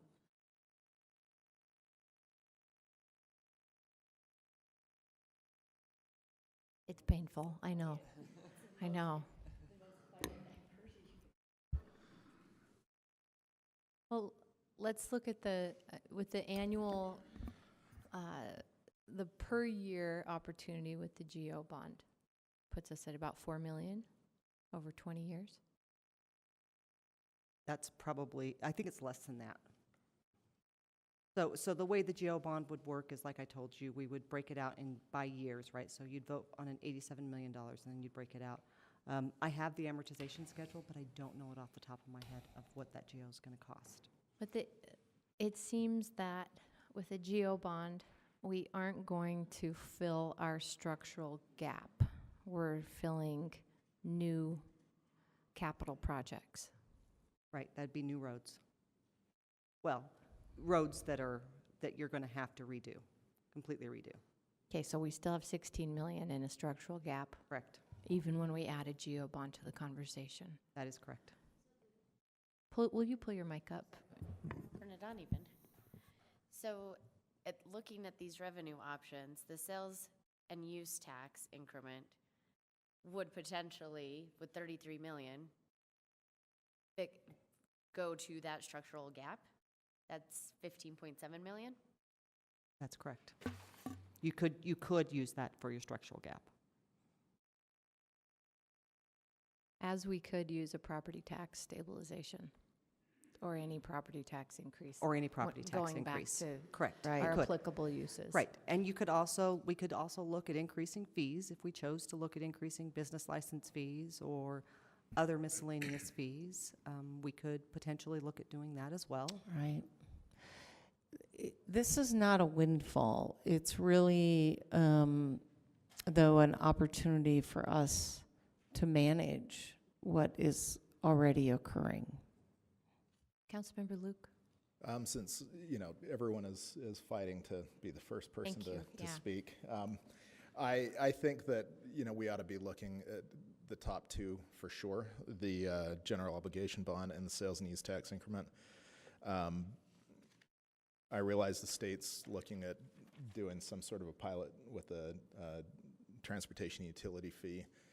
I would still like to see if there's anything that we can do with that, but I think, immediately I would say I would support moving forward with the top two and looking to see if the third is even viable. I am not comfortable at this time even looking at a property tax. Grace. That's last case scenario. For me, it would be about sales tax, transportation utility fee. Transportation utility fee this year. Oh. Knowing that the state is working on. If possible. Yeah, I mean, I think we got to exhaust every single option and push things where we can. And Councilmember Rogers, the GO bond? Well, for me, the GO bond is, it's one-time money that we're going to do, a handful of roads. Out of the Northwest Quadrant, and then it's gone. How do you decide? It's $87 million over 20 years. I'm going to amortize that and pay for X amount of projects. That's the worst way to spend money possible. Okay. I just had to get that in there. Councilmember Wharton, maybe we'll work this way. Under the transportation utility fee, we have no exception for nonprofits. And how, is there any risk in assuming that won't change? I think it's very possible. I know Provo had the same issue with the church properties that are there. I think it was BYU that they have agreed to make a payment for 5 years or something like that, but yeah, it's very possible that could change. The other thing that's already changing is that the government's exempting themselves from this. So any municipality or subdivision of the government is exempt. Actually, probably will be based on some of the laws that are at the Hill right now. Is that based? Sorry. University of Utah, I'm thinking. Yeah, can I go? Yes. Sorry. Is that based on what is being proposed in the legislation, or is that under what is currently allowed? So we didn't include any government entities in this calculation, but we do have some nonprofits in there. Are they exempt right now, or are they? They are not exempt right now. Okay, that's proposed but legislation. the state proposal. Correct. Does that. Okay. Thank you, Madam Chair. Councilmember Fowler? So essentially, if the nonprofit, and we sort of discussed this earlier, but if this changes so that nonprofits were exempt, then it becomes a property tax. That's correct. Yeah, it would be the exact same. If you exclude all non-taxing entities, it's the same thing as a property tax. There's no difference. I mean, you might as well do a property tax rather than doing so a then TAF. our residents get Because the residents in commercial buildings are It's the same still people paying. You're just doing you're dressing it differently. Councilmember Kitchen? So you're just looking to gauge our interest on these options here? Yeah. Yep, we need to, if we are going to advance a sales tax option and a general obligation bond conversation, then we have a significant amount of gearing up with public outreach and our own logistical conversations that we need to kick off if that's where we're going. The sales tax is a priority for me. The bond is secondary, but I'm open to both. Councilmember Wharton and then Councilmember Johnston. I would say that the sales tax and the obligation bond are the top priorities for me. We talked about the bond going just to roads. Do you think that from a financial standpoint it makes sense to use bond money to invest in other, since that won't be an ongoing funding and roads will be an ongoing issue? Does it make sense to put more of the bond money to historic preservation or other upgrades? Right, and I appreciate the question. The need is in the hundreds of millions, and so the influx of the one-time money helps us gain a little ground. And then the ongoing funding would help us keep that ground and continue to gain a little more every year. So, okay, that makes sense. Thank you. Yeah, yeah. Go ahead. I'm interested in having the dialogue about using the bond for infrastructure, but I'm not a big fan of looking at this on a 20-year timeline for roads. That doesn't sit very well with me. So I don't know if we would rather look at short-term 4, 5, 6, 7-year bonds for roads, for instance, and maybe we don't spend all $87 million toward roads, but maybe we look at, I don't know, 20 million, for instance, on a shorter bond timeline. I don't know if the administration has explored that at all. We have not explored that, but we can look at that. Could I add something? Sorry, Please I'm do. looking at Mary Beth as the chair, sorry. So happy people are talking. We're just One suggestion based on what Councilmember Kitchen was just saying is that when the city puts a bond initiative out, you put a maximum amount in, and then you have a lot of flexibility of when to issue how much, as long as you don't exceed. So on the library bonds, the city issued a small amount at first and then later did more. So you have some flexibility in structuring if you choose to. It doesn't totally address what you're suggesting, but it's a secondary tool. The other piece I would add to that is that every time you bond, you have to go back to the voters. And if we want to have a significant impact, it's easier to do that once than every other year for this amount or this amount.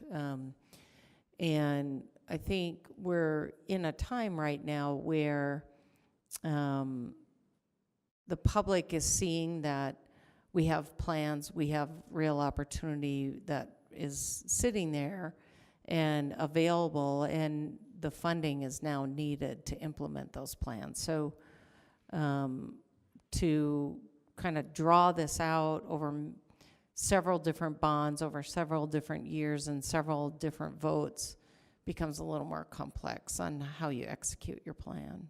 So is the administration thinking that all 87 should go toward street-related infrastructure? Not streets only. Affordable housing should be a component of this. Our clean air initiative should be a component of this, meaning our transit master plan. And I think there is real opportunity between the sales tax and the bond to do all of these things. And how you break that down will be depending on how we choose to spend the money. Councilmember Fowler has a point of clarification, and then Wharton and Andrew, I promise we're getting your way. I'm still here. Councilmember Fowler? And this just goes towards the bond and my understanding of it. And I think, I mean, I recognize that if we wanted to create a new bond or not have this full 87 million, then we may have to take that initiative back to the voters. But how we structure this 87 million is once. We could do it this year, we could increase it next year, we could change, we can, without taking that to the voter. It's whether or not this full 87. You would have to, if you went above and beyond the 87, Sure. you'd have to take it back to the voters. But yeah, the full 87, you have to make sure that your scope, when you go forward, is defined. But let's say you didn't, let's say you picked 13th East, and then you said, yeah, we decided we don't want to do 13th East. So we're not going to issue a bond for that $10 million that it costs for 13th East. Don't issue the bond. And so you don't have to issue that bond. Say that's in year 4 of the plan. You just don't issue that bond in year 4 of the plan. Then you're only spending $77 million instead of $87 million. Got it. That's what Cindy was saying. Got it. Thank you. Okay. Councilmember Wharton, do you have a follow-up? Yeah, just that, are we, in thinking about having to go back to the voters more about a bond, are we also being strategic about the next generation of bonds that are going to be retiring, and do we know when that is? And will we then, I just want to make sure that if we're going to use this for transit now, over a 20-year plan, what are the next ones that are coming up in maybe 5 years or something? So I have a schedule, but I can't. So I think we have the one that drops off, a significant one drops off this year, and then we have one, a smaller one that drops off next year, and then another one that drops off. So we have one dropping off for the next 3 to 5 years. I think we have some dropping off, and then we've got a long time before the last 2 drop off. Right. Okay. And those other 2 are smaller. Okay. Thank you. Councilmember Johnston? Yeah, I in general, I agree. I like the transit user fee. I know it's probably not feasible this year based on the legislation and those kind of things. I like that because it might mean that we have to negotiate with nonprofits, as in Provo's negotiation with BOU, but it's still revenue. It's still them contributing to a fund that's specific to something that everyone uses, right? Transportation, streets. I like that for our needs to help us to stay disciplined in using the funds for that purpose. The sales tax in a similar way. In my head, I'm thinking about transportation, whether it's streets or mass transit, public safety, and those are all things that are directly related to everyone coming into the city and using infrastructure needs and feeling safe, those kind of things. The bond, it'll be interesting to see how we debate about this, but Cindy's point is good in my head in that maybe we say we're going to use, we need this money to jumpstart street maintenance, street building, and 2 other things. But we don't, and we have a scope set up initially, but we don't necessarily draw down all the funds in the first 5 years, for instance. I think that might be some help to us to sort of stagger this a little bit and also manage our impulsiveness in our budgeting in the next few years. It might be difficult not to dip into the money quickly and use it quickly. I'm not saying we use it outside the scope, but if we said, look, let's use all this 87 million on streets in the next 6 years, because it frees up something else in the general fund to do other things. And then it hurts us long so you term because offset. we've sort of done that. And, Right. so I like that concept about making sure we're staggering it in appropriate times and staying disciplined to it, if I understood that correctly. You might have added value significantly to it, not in a bad way. So maybe what we could do is our staff and the finance staff talk about the various options within their range. Okay. in my head, it was just, say we said the scope is 87 million for streets. Mhm. That up. And we said, all right, well, we have this massive amount. Let's do a quick jump start in the next 5 years and get ahead of everything. So we're going to use all this money on the streets and not spend any of the rest of our budget on streets. And then 6, 7 years from now, we did get a jump start on streets, but we haven't fixed our structural issues in the budget. That would be my concern on this. Yeah, and the tricky part is that there is no jump start on streets even with this bond. So it would help us get out of the hole we're in, but it would not get us on the trajectory that, And that's my point, is Yeah. that we could do some budget finagling in short term, in our terms, and harm ourselves long term. right, I see what you're saying. By not being disciplined in the long term about our structural budget. So that's where I like that concept. Yeah, so you're right, Andrew. I think that you're right. If you did the bond, then any money that you put into CIP for streets, right, you wouldn't have to put that money into CIP for Exactly. streets anymore. You could use that money for XYZ, right? Whatever XYZ is, right? If it's $1 million that you're putting in for a street, you don't have to put that $1 million in CIP for streets anymore. You could put it in $1 million to do Fisher Mansion, or $1 million to do another infrastructure. So you could do that, right? You can still keep it in the CIP. You just maybe change the way that you're going to do that CIP cost. That's my fear. And regardless of the size of the bond, right? And so for all of us here, we need to be mindful of what we say the bond is for, and be mindful, I think, about what we're telling the community we will spend this money on, and be disciplined in doing so. Yeah, and I think I'd like to see, this is all new revenue. This is not our base budget. We do have a structural deficit of 16. I'll round up to 20. Say 20. I think we have to be very, very clear about this new revenue and not finagle it to take care of short-term concerns. We have to get a structural budget that is sustainable, and then have this on top, hopefully, to help us do some things that are helpful. I know that's easier said than done, but it's going to be much easier to not look at hard decisions right now because we have these options. But these options are one time. We're not going to have them again for the time of any of us on this council, most likely. Depending on how long you last, Chris or Amy. Could be here 20 years, I don't know. But we may not have this ever again. So I want to be very mindful that this is a one-time deal that's going to be a base budget going forward, and we can't sort of not make hard decisions now just because it's a little easier. Well, the structural gap that we're looking at, about 16 million, is half of our potential sales and use tax option. It's half of it. And then a certain percent of that has to go to fund balance. And according to policy, we try to put a percent to CIP. So some of it just keeps getting swallowed up very quickly. Gone. My opinion on, Councilmember Morton, I'm sorry, you asked for a moment. I'll hold my opinion. Go ahead. I more of an opinion statement, but sort of the concern I have about the transportation utility fee is we all talked about how we don't like the sales tax because it's regressive and it hurts lower income people more.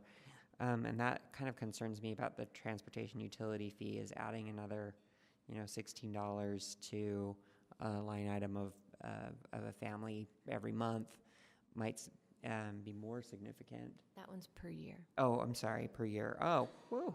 No, Good. I'm sorry. It says any household, $16 per year. That's right. Yeah, And that's the correct. business Average is fee. 671. Oh, Thank you. okay. For an average fee of, okay, for businesses. Okay, that makes sense. Good. I'm glad I misread that. Right. And then the bond is just over $5 per household. Right. Per year. Yes, got that. Councilmember Johnston? So in that vein, I think as we think about the bigger ideas we may have about this, say mass transit or something like that, I'm in my head, I'm thinking about what's the trade-off I'm getting. If I'm on low income or fixed income and I have to pay $20 a year more based on 2 or 3 different fees or increases bond, what am I going to get in return for that that's going to make it more affordable to live? It might be the bus pass, it might be something else, but figuring out how do I offset that investment in my city. What do I get back tangibly that helps make it palatable? I think there's some conversation here that we could maybe get some information to inform also around what's my $20 a year increase? We're just making numbers up right now. How's that $20 leveraged by the sales tax contribution of people who come into our city but don't pay property taxes and don't pay other fees necessarily? So there is a leveraging piece of this that we've yet to discover, really. I know it's there. I am reluctant to look into a transportation utility fee, although I hear your desires to explore it. When the state is exploring it,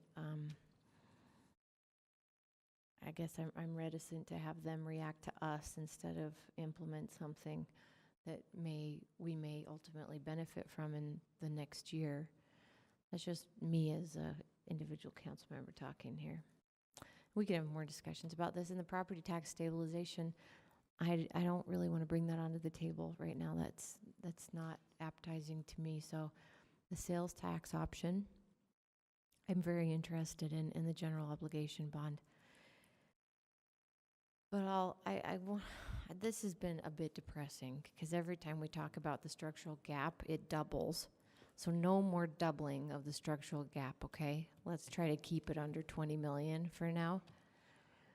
And we will we'll continue to have these funding conversations with the administration as our priorities discussions continue and our willingness to fund. But Councilmember Johnston? I'll ask offline. I had a question about the property tax stabilization and the timing based on the economy, but I can do it offline. Sorry. Okay.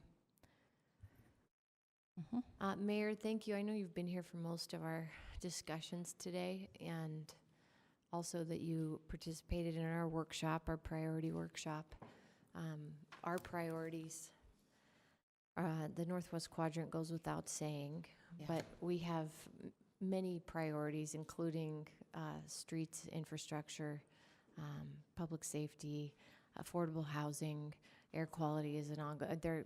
We have core values, really. Right. And we recognize the deficit that we're working with as you go into building your budget. Right. And we hope to be continuing to collaborate on the work that we're willing to do to lift these revenue options and discussions and address the priorities that we've identified. We share. Yes, that's the great piece about it all is we're sharing the priorities, and it's just a matter of how we fund those and at what level. Thank you for your willingness to come this early in your budget work to share with us the realities that we'll be facing and to hear from us about our willingness and our work on addressing those gaps. And we're happy to come back if you'd like when we have some of the other budgets ready to talk about that just weren't quite done yet. Yes, please, and thank you. Okay. Is that good enough for you, council Thank members? Thank you, Lisa, Mary Beth, Mayor, John. We have announcements from our executive director. This is an announcement that was on your agenda last week, and it relates to the work that the city is doing on the Northwest Quadrant. The administration retained a consultant that you've all met with, Marcia White, and that was done on a trial basis and with the understanding that if it was working out, we would need to identify funds to continue that.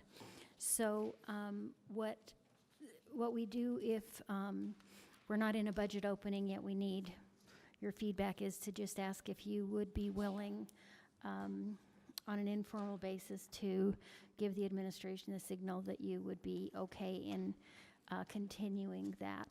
I had checked with council members previously and had a good response, but we wanted to get that on the record if there is a positive response or if there are concerns.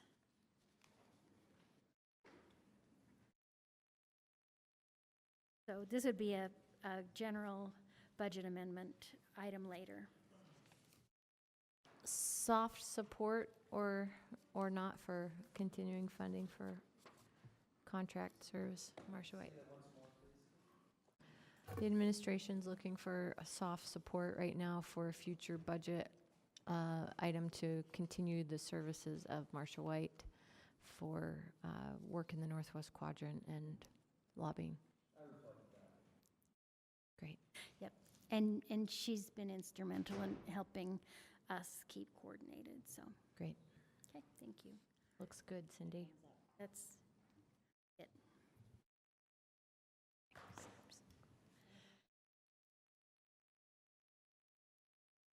Do we want to do a legislative update? No, okay. There's Olympics on the line here. Yeah, it only handles so much. Okay. Well. Get real campy here in a minute. Yep. Cindy, is there anything else you got? We don't have any report of chair and vice chair. We don't have a closed session tonight. All right, well, that's the end of our meeting then, folks. Thank you.